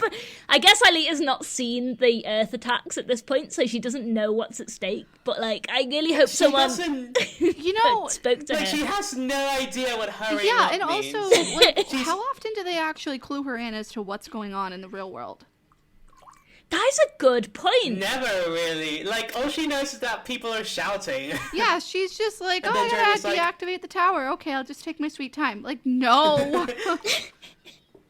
I wonder, like, again, one of the things I really like about Code Lyoko, and the reason I've written such an abundance of fan fiction for it, is because there's so many missing scenes like this. And you do wonder, right? Like, does Jeremy kind of sit and debrief her, and he's like, oh, you know, while you were on Lyoko, like, this teddy bear came, and it was like a whole thing, you know, like, does he talk to her about this? Like, does she really understand what's going on? Like, I don't know. I find it interesting, for the plot, but, like, if he could have just been like, you need to be faster, then, like, maybe she would get it. But, I mean, plot. No, you don't understand. Aelita is faultless in Jeremy's eyes. If she is too slow, it's because the rest of them are not efficient enough with dealing with Xana. Well, she hurried... Sorry, go on. No, it's just a skill issue. You understand. Oh, yeah, for sure. Well, she hurries up eventually because a mega tank comes into view, and her and Odd sprint from it right down the tunnel, which segues into Yumi and Ulrich sprinting into Caddick's grounds. A nice little bit of cinematic kind of parallel there. Meanwhile, on Lyoko, the mega tank rolls to a stop, crashing straight into an activated tower. Yay, they found it! Odd just has to fight this giant black orb of death first. Yeah. God. It's such a cool sequence. The way, like, they dive out of the way, the mega tank slams into something really weird, like black tendrils at the bottom, like trying to creep up this weird cylinder that's got a random red aura around it. And they're like, oh, this is a tower. And then, like, Odd starts aiming at the sphere, and you're like, what are you gonna do? And there's like, random tiny eyes of Sana, like, bulge out all around it like a belt. And then it opens up, and it's all red and fleshy, and it's got wires, and you're like, you really come to realize that, wow, this thing it's out of this world. No, truly, like, mega tanks are my favourite monster. They're cool as fuck. I mean, I still remember the first time I saw a mega tank when I was watching the show, and I was like, oh my god, like, the way its, like, eye is hidden, like, in its shell is so cool. Yeah, they're, I like, love it. Super cool. And don't they take you out with, like, one hit? Mm-hmm. In season 2 onwards, in season 1, you could survive one hit from a mega tank. But in season 2, they got buffed to kill you instantly. Yeah. They're pretty OP. So the dialogue here, like, absolutely creases me. So Jeremy's like, now you've just got to deactivate the tower. And Odd goes, okay, but first I've got to say hello to an old friend of mine. And then Jeremy, just like, without missing a beat, goes, Cousin Curtis? And it's just the funniest shit ever. I had to rewind it. I was like, did Jeremy just, like, make this, like, completely ad-lib joke? Like, I wouldn't be surprised if Sharon Mann completely ad-libbed that, because it was just so out of left field and just, like, funny as fuck. Why don't I remember I don't know about him you guys, saying but it made that? me laugh. Yeah, I had to rewind it. I was like, did he really say that? He just goes, oh, yeah, Cousin Curtis. Huh. Oh, my goodness. I don't know if does he say that in the Spanish dub or not? I don't remember. I don't think so, actually. Oh. I have to rewatch. That's fair. I'm curious. It made me laugh. I don't know. I just feel like I really like Odd and Jeremy's friendship. And, like, I do ship... It's so great. It's so good. I love it. Like, I ship them too, but I also really like them as a friendship. And in this first episode, like, there's a couple of scenes where he's like, oh, Odd, you know, look after Aelita for me, and, like, you know, other bits, and, like, they're talking about who's going to go to Lyoko. And there's just a couple of scenes with them, and they're so subtle and understated, but, like, their friendship is solid. And I can absolutely believe that they've been hanging out together outside of Xano Attacks. Like, based on these few interactions. I am so here for Yeah, it. you can definitely tell that they have a really strong friendship. And we need more of that, especially, like, between a guy and a girl. Like, not romantically, just, like, friends. Because there's not a whole lot of that in media, especially in, like, cartoons. That's so true, actually. Totally. I guess... Yeah, I mean, I guess Odd and Yumi have a friendship, but we don't really see that much of it. And I guess we see Odd and Aelita as a friendship, which, you know, I guess people see as shippy sometimes, which is fair enough. But, yeah, I don't know. I totally agree, though. Male-female platonic friendships, FTW. All right, Odd faces off against the Megatank. At Caddick, the dance is in full swing. Jim tells Ulrich off for looking sloppy, but there's no time for that, Jim. He needs to warn everyone of the danger that's to come. Also, sorry, like, I know I've just got back into the recap, but I also have another aside here. Jim goes, you look sloppy. I'll keep it down to the company you keep. Who is he dissing here? So, like, Odd looks ridiculous. Like, Odd obviously just is, like, dressed in purple, like, whatever the fuck he's wearing. But he's, like, you know, he clearly puts effort in. He's making some kind of fashion statement. Like... Yumi's pretty safely neutral in black, so I can only imagine that this is just a fucking massive burn on Jeremy's outfit. Like, who else is he dissing? Oh, you hang around with Belpo, he just wears that scruffy turtleneck and those loafers. Like, you know, I don't know, did anyone else read too much into this, or is it just me? I mean, I don't know. I mean, Jim and Jeremy do not get along at the start of the series. I forgot about that. They really don't, Yeah, no, with, they like, really you know, don't. Jeremy hating PE. And then they like, by the end, they like form a really nice like dynamic between them, like the teacher and the student. I love them. But like here, I mean, it's pretty obvious that Jim does not have like the best view of Jeremy, to say the least. He's also like he looks pretty good in the suit though. Yeah, like, Jim, I feel gotta like is say. the one that's the most dressed up at this. Like, have you seen everybody's outfit choices at this dance? Oh my god! And I get that it's Nicholas. like early 2000s and it's France or whatever, but like, sissy, honey, if you're running for beauty queen of the dance, why not put on a dress? I don't know, like, or something that's like not jeans. I mean, maybe it's just me being like weird, but I just feel like that, like, some of their clothing choices, like, they're fine, but it's just not something that I would have pictured wearing to like this big school dance that's supposed to be like a huge event. Totally. Speaking of outfits, what are we thinking about Yumi's outfit? I love Yumi's outfit. Yeah, you know what? I was going going to say cool, and I feel like it really fits her personality. Yeah, I thought she looked sick. Like, I'm a bit sad we don't really see it again. It would be nice to see more alternate outfits, for sure. I posted this in the Discord server recently, like a screenshot of this exact outfit, and someone was like, this is the most 2000s outfit I've ever seen. And they were so guys, It the really arm is. warmers and like the stockings. I was like, oh my god, like literally though, it's a snapshot of the era, right? Although, honestly, big shout out to Herb's prom outfit, which is exactly what I would personally wear, like the suspenders and the shirt. I was a big fan of that. But like those two, like, knocked it out of the park. Everyone else, poor show. Just saying. So, side question. If you had to take one of the Lyoko warriors to prom, who would it be and why? Oh my god. Oh Good no, question. I don't have an answer. Okay, so you go first, and then we'll reason our answer. Well, I'm a simp for Sissy Dalmas, and she's not a Lyoko warrior, so I can't really answer with her. But I would take Yumi, because she looks really hot in this episode. Like, she really put an effort in. I appreciate that. And I also think she would be pretty low-key. Like, I like to dance, but I'm also a bit of a solo dancer. Like, I'll just, like, throw out shapes however I want, you know? And I feel like Yumi would just be, like, hanging by the punch bowl and would just kind of let me do my own thing, and then we could hang out after and it'd be chill. So I would take Yumi Ashiyama to the prom. Yeah, fair enough. Yeah, I feel that way about Ulrich, because, like, I feel like even though we see that he's kind of, like, can be standoffish and sulks in the corner, I do genuinely, I mean, he does. I do genuinely feel like that he would have a good time at the dance and, like, want to actually participate in what's going on at the dance instead of thinking that it was all lame. I mean, considering that he was part of the committee helping set it up, Yeah. I don't know. I would probably go with Ulrich. Or maybe Odd, because I know that, like, Odd would really want to have a fun time, but I'm going based off of his season 1 personality and not, like, anything past that, Season because 4. in season 2... But season 4, so it's, Oh, in season 4 like, especially, they season really 4, flanderize him. It makes me sad. He got so done. Like, he is, like, in mortal danger. He's about to be pushed off the school roof, and he's like, whatever. Yeah. Odd is a really good choice, though. Odd would be my second choice. What about you, Quiter? Totally agreed.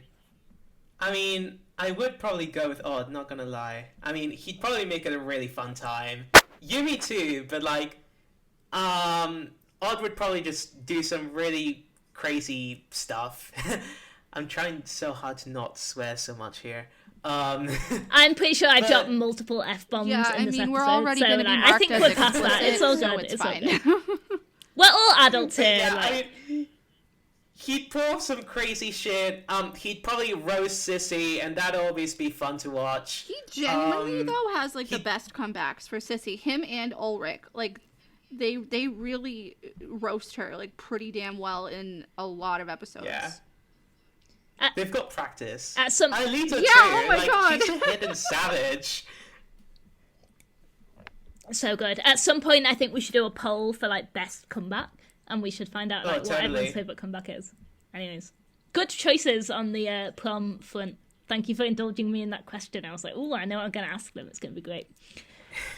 So, back to Lyoko. Odd versus the Megatank is not going well. Just in case you're wondering, like, he's kind of fucking it up. Or, like, he's not doing much, you know. And back on Earth, Ulrich commandeers a microphone to tell everyone they need to evacuate, as they're about to be attacked by a giant teddy bear. Everyone laughs, but Jim is vindicated. He saw it too! He saw the giant teddy bear too! It knows Kung Fu and everything! God. Funny as heck. Sissy hates that her 5 minutes of fame are being sabotaged and is convinced Ulrich's making it up just to mess with her. But then... that whole bit is just like, I don't know, it's funny. Yeah, she's like, we're not King Kong. Yeah, I know. This is where we find out that King Kong exists. Busts down. Right? The bear bursts through the stage wall behind them and chaos ensues as everyone screams and runs for their lives. Except Jim, he's just like standing and like pointing. Yeah, he's just screaming. It's so funny. Also, can we talk about how beforehand, while like the principal is introducing the concept, and then Sissy's just posing and having the time of her life, and, like, her two competitors are just staring at her. Like, what the hell is going on? Right? Like, just, you know, I'm here to be announced prom queen, not deal with this bullshit or whatever. Oh, amazing. So, then we get a kind of couple of dramatic... I think this is going to be a trope of the series going forward. We kind of get this dramatic switch between the tension on Lyoko and then the tension on Earth, and we kind of see these split screens until Alita, like, deactivates the tower. Spoiler alert, whatever. So the bear turns on Ulrich, the Megatank turns on Odd. We have the final few crucial moments. Will our heroes survive? Who knows? I cannot possibly guess the outcome of this dramatic episode. Jeremy's on the edge of his seat, as are we. Come on, Odd, it's now or never. The Megatank fires. Odd leaps and lands on its frame, shooting a laser arrow directly into its weak spot. Woohoo! The monster explodes and Alita walks slowly as fuck into the tower! God. Alita! Best part of the earlier seasons. Oh, God. It's funny. The way Alita just looks like she's on a stroll, admiring the view, like, oh, wow, this is so pretty. She really is having a picnic. Meanwhile, like, the people on Earth are fighting for their lives, closing their eyes and ready to die. Like, oh. And Alita's just like, la la la. This feels like the perfect time to have a nap. Honestly, like, Alita just sat outside the tower, like, eating snacks, like, you know, like, checking her phone. Like, it's like, bunkers. Look, you've got to think, like, she lives inside the towers. It's like going inside the tower. She has it's no like context for the back to real her world. bedroom. Yeah. So she's like... It's just natural drowsiness slowly setting in. And all she wants to do is get back to her bed and like, oh my god, do I really have to walk 10 feet to get all the way to that screen that will save my friend's Oh my lives? god, I'm laughing so hard because I'm like, oh my god, I never thought about that. Alita's like, oh my god, I've walked too much for one day. Like, my step count is so high up. Like, I can't wait to get in this tower and just go to sleep. That's funny as hell. God.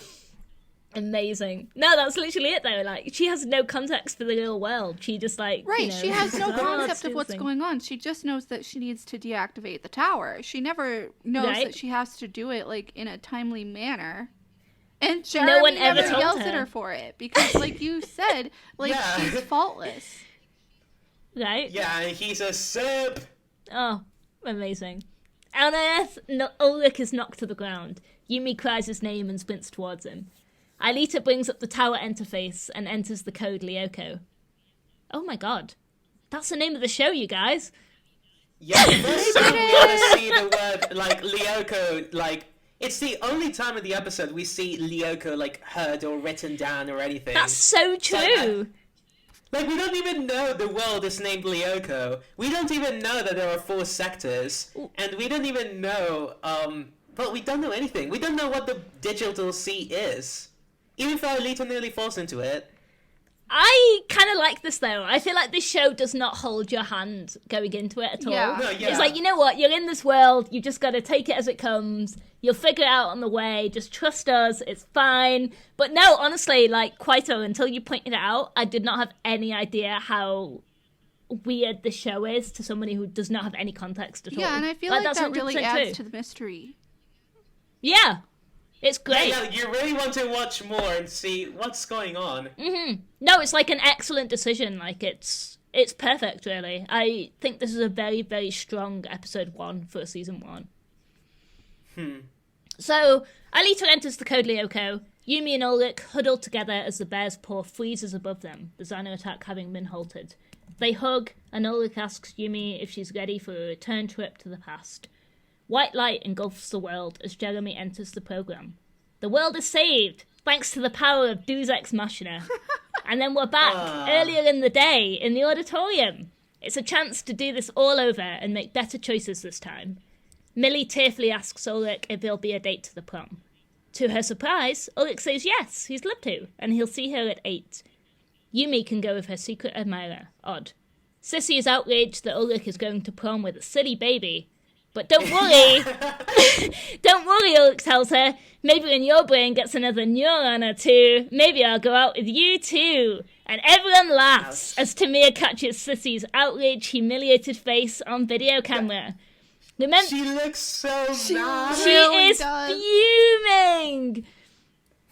Remember, kids, bullying's okay as long as the person you're bullying is also a bully themselves, I guess, is the moral of this story. We stand the cycle of abuse. I'm going to quote you on that, Quiter. I like this, like, I don't know. I feel like, I know the Return to the Past wasn't in the original series Bible, and it was kind of invented as a way to have a reset button. Wait, I and didn't we know could that, sew really? I believe so. I need to fact check this, but I do believe it was like, oh, we kind of need a way to make this a Monster of the Week episode, so we're kind of going to introduce this thing that like resets everything. And I mean, you know, obviously it wasn't in the original vision, but I love the Return to the I Past. think it's I necessary. think it's so. Yeah, It is it's very- really nice. Considering what they get up to, like, they needed it. Like, in this episode, what would they have done without the Return to the Past? There's a random humongous teddy bear collapse having destroyed, like, half the school and half the city of Paris. Like, that's an international incident. Truly. Right, like, exactly. Yeah. And do you think It's, that like they that the Lyoko warriors like do you think that they see the light, like the white light, or do you think that that's more for like the viewer's sake? Ooh, I don't know. I think... I always saw it as physical, personally. Me too. Like, I've definitely written that into fics before. Like, oh, they see the light white descending and they know Yeah, they're I going back in have time. too. That's so- why I was wondering what you guys thought, because I have the feeling that like they definitely like they know, like, okay, the return's coming, like it's gonna be okay. Yeah. I think it's more, I don't know, for me, because I approach this world from like a fan fiction writing perspective, I prefer it that way because I do have that visual cue and I like the mysticism of it and the visual of it. I think it's cool, but it 100% could work as like a aid for the viewer rather than something that they actually see. I hadn't thought about that before at all, so that's cool. The only thing that makes me think otherwise is A Great Day. Ooh, Yeah, maybe. that's fair. Although I guess my argument for that is that we'll get into this at a later point, I guess, but they're asleep when the reset happens, so they don't see it. Oh yeah, that's true, I guess. Yeah, they do wake up. Yeah, well, but I don't know, because like maybe. it's reset back to the morning when they're like Oh, waking yeah, up, but I the don't reset know. happens Yeah. in the middle of the day, doesn't it? Oh, no, it does. No, you're totally right. You're totally right. No, but like, Okay. but like Odd and Ulrich are in Lyoko at the same time one of the Returns to the Past happens. Oh Yeah. yeah, And they that's go right. back. That's so they wouldn't know, but like, well, we can obviously talk no, about you- that. I when we think- get I to think the you have- episode. No, put a pin in that for now, but I think you have more of a Yeah. you have a better point than I do. I think I have definitely like got that mixed up. But anyways, okay, well that's the episode. And let's go over some statistics, hey? So Quiter has been compiling a list of ouchies, which is every time the Lyoko warriors get hurt per episode, and I would definitely love to see what you have for Teddygozilla. Oh my god. Well, first, I do have a lot of stats for a lot of things. But ouchies. Well, this episode's relatively tame. Like, when we get to Zero Gravity Zone, we're gonna rack up the injuries, like we're in the middle of a pinball game. But right now, let's see, I mean, Sissy technically kind of gets hurt when she falls off her chair. I mean, I don't see any cosmetic products, like, hitting her in the head or anything. Jim seems more, like, mentally scarred than actually hurt by the teddy bear, but I put him in anyways. Then Aelita nearly dies because she trips over a cancrelat, which is a pretty pathetic way to go. But that's Aelita in season 1 in a nutshell. For sure. Then Ulrich actually gets hurt because the teddy bear like punches him straight in the side. He literally like rolls and like slides and skids through the floor. And then of course he nearly dies when the teddy bear just tries to crush him. Pretty tame altogether. I mean, not as tame as Seeing is Believing. That one's pretty simple. It starts out it starts out mild, but it gets pretty intense later on. But I do want to establish the ouchies stats, because I feel like that's a really interesting part of the series for sure. So the stats that I have to contribute are it's not really stats at all, it's more observations, but the outsider POV, people who aren't in the Return to the Past loop and who basically just see things as though there's no time return ever having happened. So that's, again, not really super, super interesting this episode. But basically, the only thing to note really is that Sissy, Nicholas and Herv see Ulrich just immediately agree to be Millie's date to the prom with no kind of preamble, no kind of rejection. And the group kind of seem like they probably have some kind of in-joke that Sissy isn't aware of. Which, whatever. Yeah, pretty interesting, I guess, mildly. Outsider POV gets incredibly interesting later on, but we will get to that. Oh god, does it? Oh, I'm so excited to talk about that because it's one of my favourite things about the canon. But yeah, Dianna, you get to some crazy shit. Truly. Dianna, do you have any interesting, anything you want to add? No, I mean, I agree with you that this episode definitely seems pretty tame, at least from the outsider point of view perspective, because like nothing super crazy happens compared to things, especially in season 2 when they stop using the RTTP as often. And the ouchies in this episode, sorry, I can't say ouchies with a straight face. I know, it's such a stupid title. I should probably change it. Keep it. I love it. The ouchies in this episode definitely are on the more tame spectrum of things compared to more closer near-death experiences.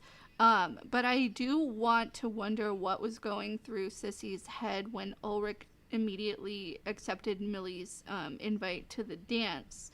Because you're right, Soul, there was no preamble, no rejection, nothing. He just got off the ladder and he was like, yeah, okay.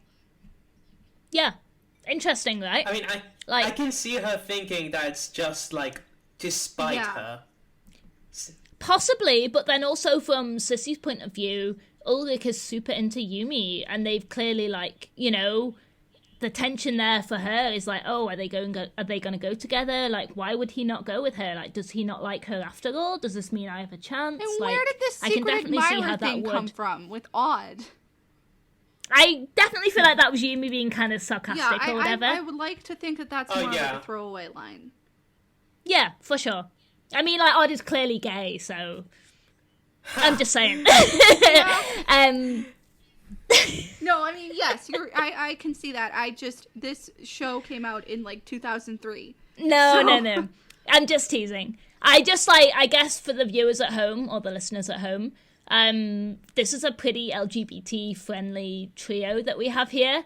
And I will definitely make jokes or headcanons about queer and trans interpretations of the characters.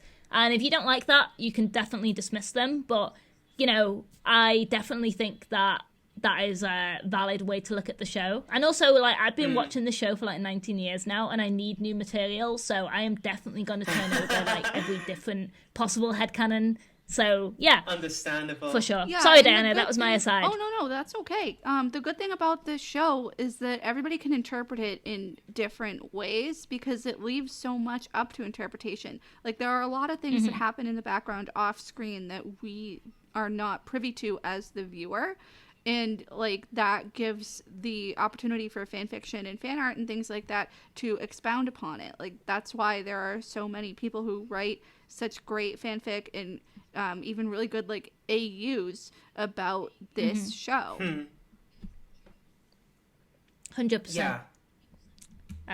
Yeah, I think that's a discussion for another episode. Like, why does Code Lyoko appeal to us specifically? And its appeal as kind of a, air quotes, incomplete, close air quotes, canon.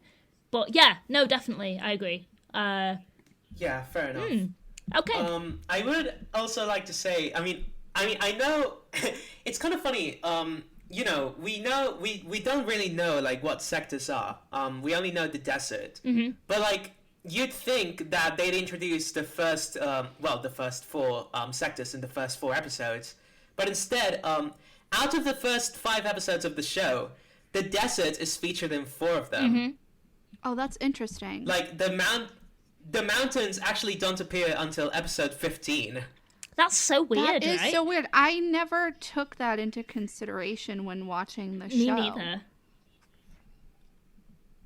And like the Cancra lads, their first appearance, and probably like one of the most iconic ones, apart from the ice slide, is in this first episode. But out of all the 4 sectors they appear in, they actually appear like really rarely in the desert. Like they only appear in this episode, then in 22, which is routine, and then in 40, which is Attack of the Zombies, in which they devirtualize Yumi as per.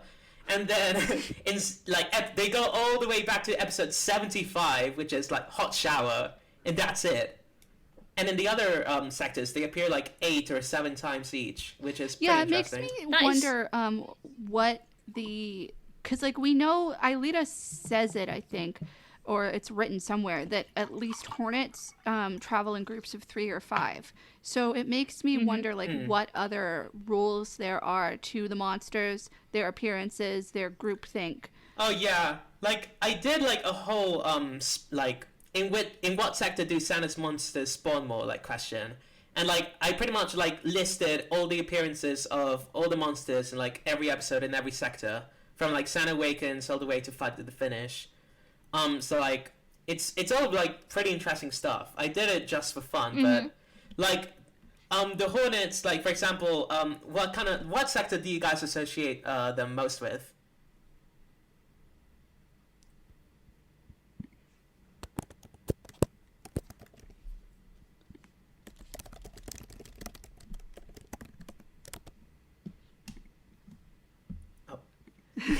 Sorry, just unplugged my earphones. It like happens an to the idiot. best of us. Oh, good. But yeah, like so basically, like you'd think, like I always personally associated the Hornets with the forest sector. Yeah. But as it turns out, like nearly like 40% of the appearances are in the mountains. And I always thought like the blocks were like kind of desert sector monsters. Maybe Yeah, because I them watched and too ever many. thought Like, about- I feel like we're more Yeah. desert. yeah, well, actually, they appear most in the forest. The So crabs. weird. That is so interesting, and I am definitely not like a statistics-minded person, so I really appreciate Quiter doing all the stats stuff. Yeah, because I for me, do I'm just too. like, that is not. Yeah, because I like it's really looking interesting at the to data. see. I'm just not like I agree with you, Soul. I'm also not statistics minded, but I think that like looking at the data is really cool because it kind of helps more, especially with the world building of this show. Like to go back to the monsters, creepers, for example, which we'll get into later. They only really appear in Sector 5, apart from I think once or twice. Yeah. I think they're always on Sector 5. And, like, mantas are, like, nearly Oh, always. yeah, it was mantas. Yeah, because I know that there was at least a couple of episodes where there was a monster that's typically, like, a Sector 5 monster that appeared outside of Sector 5. I don't know why I thought it was creepers. No, it's like... Nah, it makes sense. But, like, yeah, like, Mantis appear in Sector 5, like, 17 times in total. That's a pretty big number. Then they appear, like, 4 times in the Ice Sector, and 2 of them are, like, Episode 93 and Episode 94, which is, well... then they appear twice in the mountains, twice in the desert, and then once in the entire show in the forest. Which makes sense. They're not really well suited for the forest. No, and but especially still. if you go back to like their origins, like they hatch out of Sector 5. Yeah, so it makes sense, right? Yeah. I hadn't really thought about, I guess, besides the mantas and the creepers, like monsters being kind of sector specific before. But I kind of like that, actually. That's kind of a neat bit of world building that I could. Yeah, like they're definitely like more common. There's like they've definitely got preferences. Yeah, that's for sure. That's cool. Oh, neat. Okay, well, shall we move on to our discussion question for this podcast episode? Yeah, all right. You good? Cool. Yeah, of course. All right. So my question for you two this week is: does Code Lyoko have a central theme? And if so, what do you think it is? I've got thoughts personally, but I'm interested to hear what you have to say. Or should I go first? Yeah, why don't you go first? Because I have some thoughts too, but I'm also really interested in what you have to say. Yeah, same. Yeah, no worries. So, I mean, I guess I just want to disclaim this by saying that, like, probably the writers did not have these themes in mind when they started, but, like, maybe they didn't specifically make a story about these themes and the, you know, like, love and loneliness and the dawning of an uncertain digital age. But what they did do is write stories and characters that express these ideas and, like, pave these way for themes to emerge. I think themes are sometimes a delicious byproduct of writing, you know, like of storytelling. You kind of set out to explore and describe a sequence of events, like, oh, what if this boy discovered this factory or whatever? And then, like, the way in which the characters and the settings and all those moving parts work or don't work against each other, like, that's where the themes and the patterns and the tropes become apparent. So basically, what I'm saying when I say that is, I don't think the writers probably had these in mind, but when I watch Code Lyoko and I look back and I think, like, is there an underlying theme that ties these together? This is what I think. And what I think is that the theme of Code Lyoko is love and loneliness. And I think those are two sides of the same coin. Because if you think about it, I'm sorry guys, I'm going to get really into, like, just how much I fucking love this show and, like, how many feelings I have about it. So, like, just bear with me. That's but, why like, we're here. No, truly, like... Yeah, we wouldn't have agreed to this if we weren't passionate. No, I know, but just, oh my god, I'm like an embarrassing dork about this show. It's like, it's embarrassing. Anyway, so Jeremy and Aelita, like, what they have, whether you see it as platonic or romantic or, like, whatever, is, like, just one of the greatest acts of love imaginable. Jeremy Belcourt is a 12-year-old boy. He sees a life worth saving in this computer, and he immediately goes about doing everything he can to preserve that life, to fulfill its potential. It's this, like, beautiful combination of scientific curiosity with youthful earnestness and curiosity and friendship and love and just passion for, like, coding and whatever else. And, like, you know, Aelita in general, he's a lonely boy. Like, he talks about his fears that the supercomputer might cost him his friendships when they shut it down at the end. And he sees this spark of hope in this girl behind this computer screen, and he just reaches out for it and he grasps hold of it. And he's like, you know what, Aelita, like, I don't know if this is possible. I don't know if I can do this, but I'm going to bring you here and I'm going to make you real and I am going to give you the life that I want you to have and I think you deserve, you know. It's just like purest kind of love. It's finding something magical, this entire virtual world, and wanting to engage with it to this, like, fullest extent. It's seeing a life in trouble. Aelita's trapped in the supercomputer and, like, trying to save it. It's wanting to share the world that he inhabits, like Caddick Academy and his friends and his teachers and the surroundings, and wanting to share that with her as well.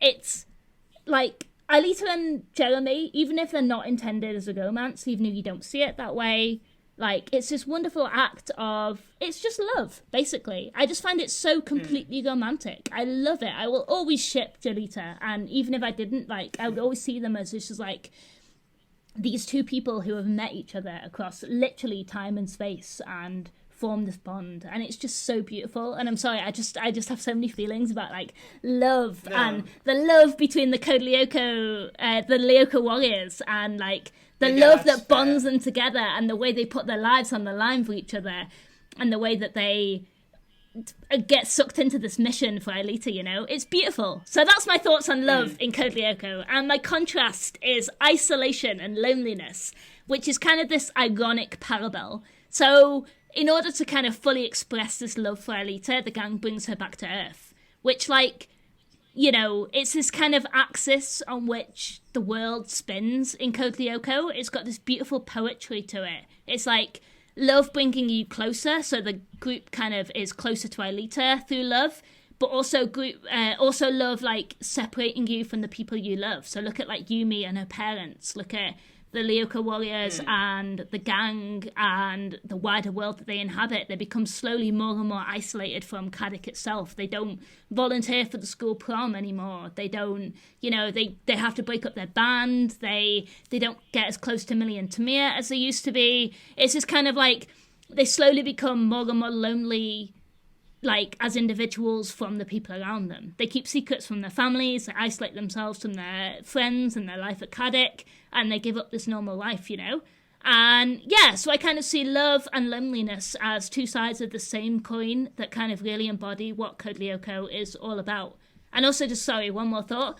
Sissy is also kind of an embodiment of loneliness too, you know? Like, she really wants to be friends with the Lyoko warriors, but she cannot quite grasp that, and she obviously kind of feels like she's kind of just in her own bubble with like Nick and Herv, etc. And like she has this whole love for Ulrich, which is also kind of isolating in its own way because you'll never feel the same way about her. Yeah, so sorry, love and loneliness. That was me rambling for about 4 solid minutes there about Code Lyoko and how much I have feelings about it. So I'd love to see what you two think about what the central theme of Code Lyoko would be.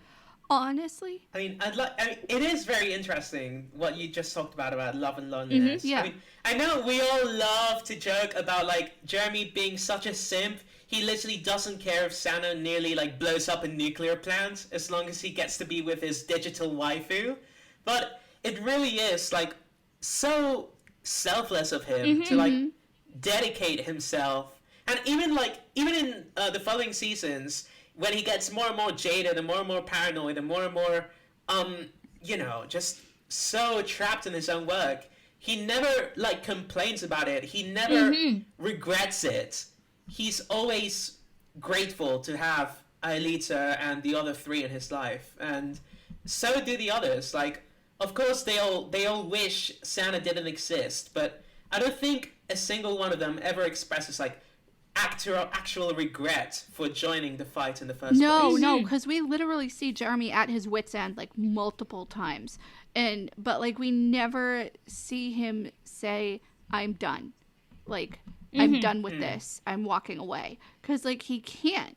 He has such an emotional attachment, not just to Aelita, but like to this found family of his, which I think is definitely another theme of the show, is that they all like found each other completely by accident and are now like literally entwined in this thing. And then we have Sissy, who's like the outsider who wants in so badly, and I think is jealous and intimidated by them. 100%. Yeah. Like, they all come from, like, such a wide variety of you know, like, backgrounds. And, like, except for Jeremy, good for him. But, like, the others all have, like, to various extents, like, pretty messed up family situations. Jeremy, I think, and Jeremy and Sissy, I think, are like the 2 people that we see in the show who have pretty normal families. I mean, Jean-Pierre is like a chill guy. Like, yeah, he runs the school, but like he's a good father. And we do meet Jeremy's dad a couple of times, and we can tell that, like, you know, he has a really good relationship with Jeremy and with Jeremy's mom, who's like never seen but mentioned. And then we, in contrast, see everybody else's messed up families. We have Ulrich, whose father constantly berates him. We have Odd, whose parents, like, you know, kind of just ignore his fights that he has with his sisters, and his sisters like shitting on him constantly. And then we have Yumi, whose parents like can never agree to anything half the time and are for some reason still sticking together, but only like for their kids, it seems. And then we have Aelita, who's like a completely different story. Yeah. Oh, yeah. I mean, trauma, like, out the kazoo, basically, Yeah. you know, just trauma central. No, definitely, I 100% agree. And I would definitely add found family as, like, a third theme to the central theme of Code Lyoko. No, 100%. And I do think that I kind of want to just circle back around to isolation as an opposite to love and found family, because we look at Xana's solo working versus the gang's teamwork, and we will talk about this later on in later episodes like Xana's Kiss and Ghost Channel, but Xana does not understand love, you know? It does not understand this feeling of camaraderie and companionship and love and found family and romantic or sexual, like, you know, connection. It just does not get it. And that is often its folly, you know? That is often the way that Xana fails, because it just cannot wrap its head around the idea that the Lyoko warriors ultimately, at the end of the day, love one another. And that is, like, the theme that ties them together, you know? Yeah. Totally. I also would like to posit that if there was a reboot of Code Lyoko, and again, this is a discussion for another podcast, but I think if there was a reboot, the idea of like the internet and technology bringing people together would be a really cool like thematic resonance that would be something that would be really good to heighten in a reboot. It'd be like, oh, you know, like technology can be so powerful but also so dangerous, and I don't know, I just think that would be really cool, so I just wanted to put that out there. I agree, especially if they rebooted it for current times. Like if they took it out of 2003 and put it in 2022 with all of the tech that we have. It'd be so different. Yeah, definitely. Yeah, I just think that'd be interesting. But yeah, I do think that Code Lyoko reflects the dawning of this uncertain digital age. I will probably rant about this at length in another episode, but the idea of Lyoko as this metaphor for kind of technology and how scary and powerful and intimidating it can be, you know? Yeah. Cool. I mean, we've been going at this for nearly 2 hours now, and I think that's like... I think we've done pretty well for ourselves, but shall we kind of try and wrap it up there? Anyone got any final thoughts? Should we have like a rating out of 5 for Teddygozilla? Out of 5? Yeah, sure. Sure. What do you think? I mean, let's say a rating as an introduction to the series, and a rating for like an episode in and of itself. Yeah, I think that's a good way to look at it, because like this is the first episode that viewers would see of the show, like in airing order and production order. Yeah, I mean, I would give this a 5 out of 5, and that's not just like SoulJelly being very sentimental, but I do genuinely think that it sets up the tension really well. It sets up the intrigue really well. It sets up the dynamic of the characters extremely well as well. It's entertaining, it's suspenseful. The Lyoko bits are brief but very interesting and intriguing. I genuinely think this is a very tightly plotted and excellently written episode, and it's one of my favourites, and I do think it's one of the strongest in the series. So feel free to disagree, and I'm sure people will, or I hope people will email in and disagree with me, because that means they're listening to the podcast in the first place. But like, yeah, I don't know. I'm a big fan. I agree with the 5 out of 5, and also like I don't want each other's ratings to like influence like one another. You know what I mean? But like regardless of what you're saying, like me looking at it, not being swayed by your review, I definitely would also rate it a 5 out of 5. It really hooks you right into the series, even with like no context whatsoever as to what the hell is going on. And there's just like so much action and mystery in just this like 22-minute episode that like just brings you right into this world that's already been built up off screen. And I think that that's what's so unique about it, because typically first episodes of shows are more of like the pilot. It's more exposition. It's like, this is who this is and this is what's happening, versus like they didn't do the prequel until halfway through the series.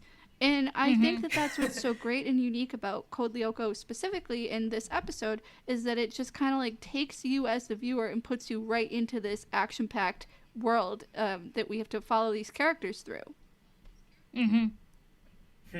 I agree. Quiter, what do you think? What's your episode rating out of 5? Oh man. Well, I mean, honestly, like, I know people love to meme on haha a giant teddy bear. I mean, it is a bit silly. There are a few things that like are a bit questionable, like Millie being a bit out of character, Sissy being, well, what she is, and then like the teddy bear going for Sissy and Jim for some reason instead of like going straight up to smack the Lyoko warriors in the face. But it's the episode had 20 minutes to introduce the huge concept of Code Lyoko, and I think it did so beautifully. Like, you really like can tell what every character's personality is, like, from the very beginning, really. And being able to like fit an action scene and like real tension in the very first episode while also introducing us to the world the characters are living in, I think they all did that very well. So I definitely give it a 4 out of 5. Nice. I think that's a pretty solid assessment, for sure. Yeah, I agree. Cool. All right. Well, is there anything that you two would like to plug? Dianna, I know you have some, like, IRL YouTube stuff. I don't know, like, but do you guys want to shout anything? I want to plug, actually, the Twitter and email for the podcast. Oh, that's a really good idea. Oh, my God, I totally forgot we had those. Oh, my God, like, if you're listening, if you listen to this podcast all the way through for 2 hours, email us and join our Discord server. Yeah. We would love to talk to you more about this ridiculous show that we are all weirdly obsessed with for some reason. Dianna, go ahead and plug us. So if you would like to send us an email, you can do that to apodcastwithoutdanger, all one word, no dots or underlines or whatever, at gmail.com. And if you want to follow us on Twitter, it is at Code Lyoko Pod. If you don't know how to spell Lyoko, that's on you. And you can follow us there. Why are you here? We will be sure to post the link to our Discord in the show notes and also on Twitter, because we are at the stage right now where we can't yet have a customized Discord link. But if you want to join us and talk to us in real time there, we will also be available to do that. But basically just reach out to us on social media and through email with your thoughts. And in future episodes, if we get any of those thoughts, we will be sure to do like a listener's mailbag. Yeah, 100%. All right, thank you. Quiter, is there anything else you'd like to plug? Well, I mean, I think we've like covered our bases regarding the podcasts and everything like you guys can do to interact with us. So I mean, I might as well plug in my AO3 account. I've only written like 2 Code Lyoko stories, but I only got back into fandom like about a year ago or less. Before that, I just considered it like a very, very fond childhood memory that nonetheless remained in the past. And it wasn't until I talked with like a couple of friends and we were like reminiscing and waxing over nostalgia, and then we were like, hey, Code Lyoko was actually a pretty good show, wasn't it? It's like, yeah, sure. So I watched 1 episode, I watched 2, and then I ended up like rewatching the whole 96/97 episodes in like a week. So yeah, in AO3 I am Quiter10, just like I'm in Discord. So if you want to see once a genfic about like how life for Jeremy is like after the defeat of Sana, and then another one is actually a Jeremy and Ulrich fic. It's a shipping fic. It's the first shipping fic I've written, and I'm pretty happy with both of them. So if you ever do decide to check them out, I hope you enjoy them. And I do think Soul's got something else to say. I mean, God, I'm nearly 30 years old, and I did the maths recently, and I've written nearly 190,000 words of Code Lyoko fanfiction. Oh my God, I know. It's also that like, I'm completely, like, I'm humiliated and also, like, weirdly impressed by this. But, That's like, impressive. Huge respect. I love It the is show. great. I love the show, and I love writing, and I love fan fiction. And, I mean, I don't know, like, go and have a look at my AO3 profile, I guess. I'm, like, AO3, like, I'm SoulJelly. Have a look, see if there's something that I've written that you like. Like, I've written a lot of stuff, like a lot of ships, a lot of rare pairs, a lot of Slash, a lot of Jen.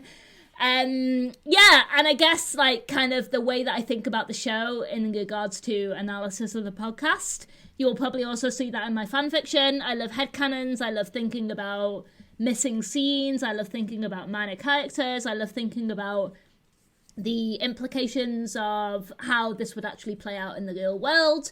Yeah, like, I've put a lot of thought into the show, so, I don't know, read my fanfics, I guess. Like, drop me a comment. Like, I mean, yeah, sure, there's a lot of stuff there, so I'm sure you'll find And we'll something put I links like. to everybody's Yeah, they're accounts and amazing. shows, too, so people will be able to Thank follow you. them there. Yeah, for sure. I'm also on Twitter as, and Tumblr as SoulJellied, because SoulJelly was taken. Oh, no. I need to track down that Ouch. person and fight them to the death. But yeah, I'm also SoulJellied on Twitter and Tumblr. And as Diana said, we will put those in the show notes. Yeah, cool. Okay, plugs done. I guess that's it for this week's episode. Thank you for tuning in. Thank you for listening. If you stayed with Yeah. us for the whole 2 hours, you're like, oh, you have our eternal gratitude. Please check. Yeah, Thank you so seriously, much. Thank you. Please check the episode footnotes for our social media links, anything else we've talked about in the episode. If you have a question or comment you want us to address on the podcast, please drop us a line at apodcastwithoutdanger@gmail.com and/or join our Discord server. And finally, a big thanks to our friend Shuketspear, who helped us name our podcast, who suggested a podcast without danger, which I somehow didn't think of, but yeah. So, yeah, that's it. We'll see you next week when we'll be discussing episode 2, Seeing is Believing. That is all for now. Thank you and au revoir.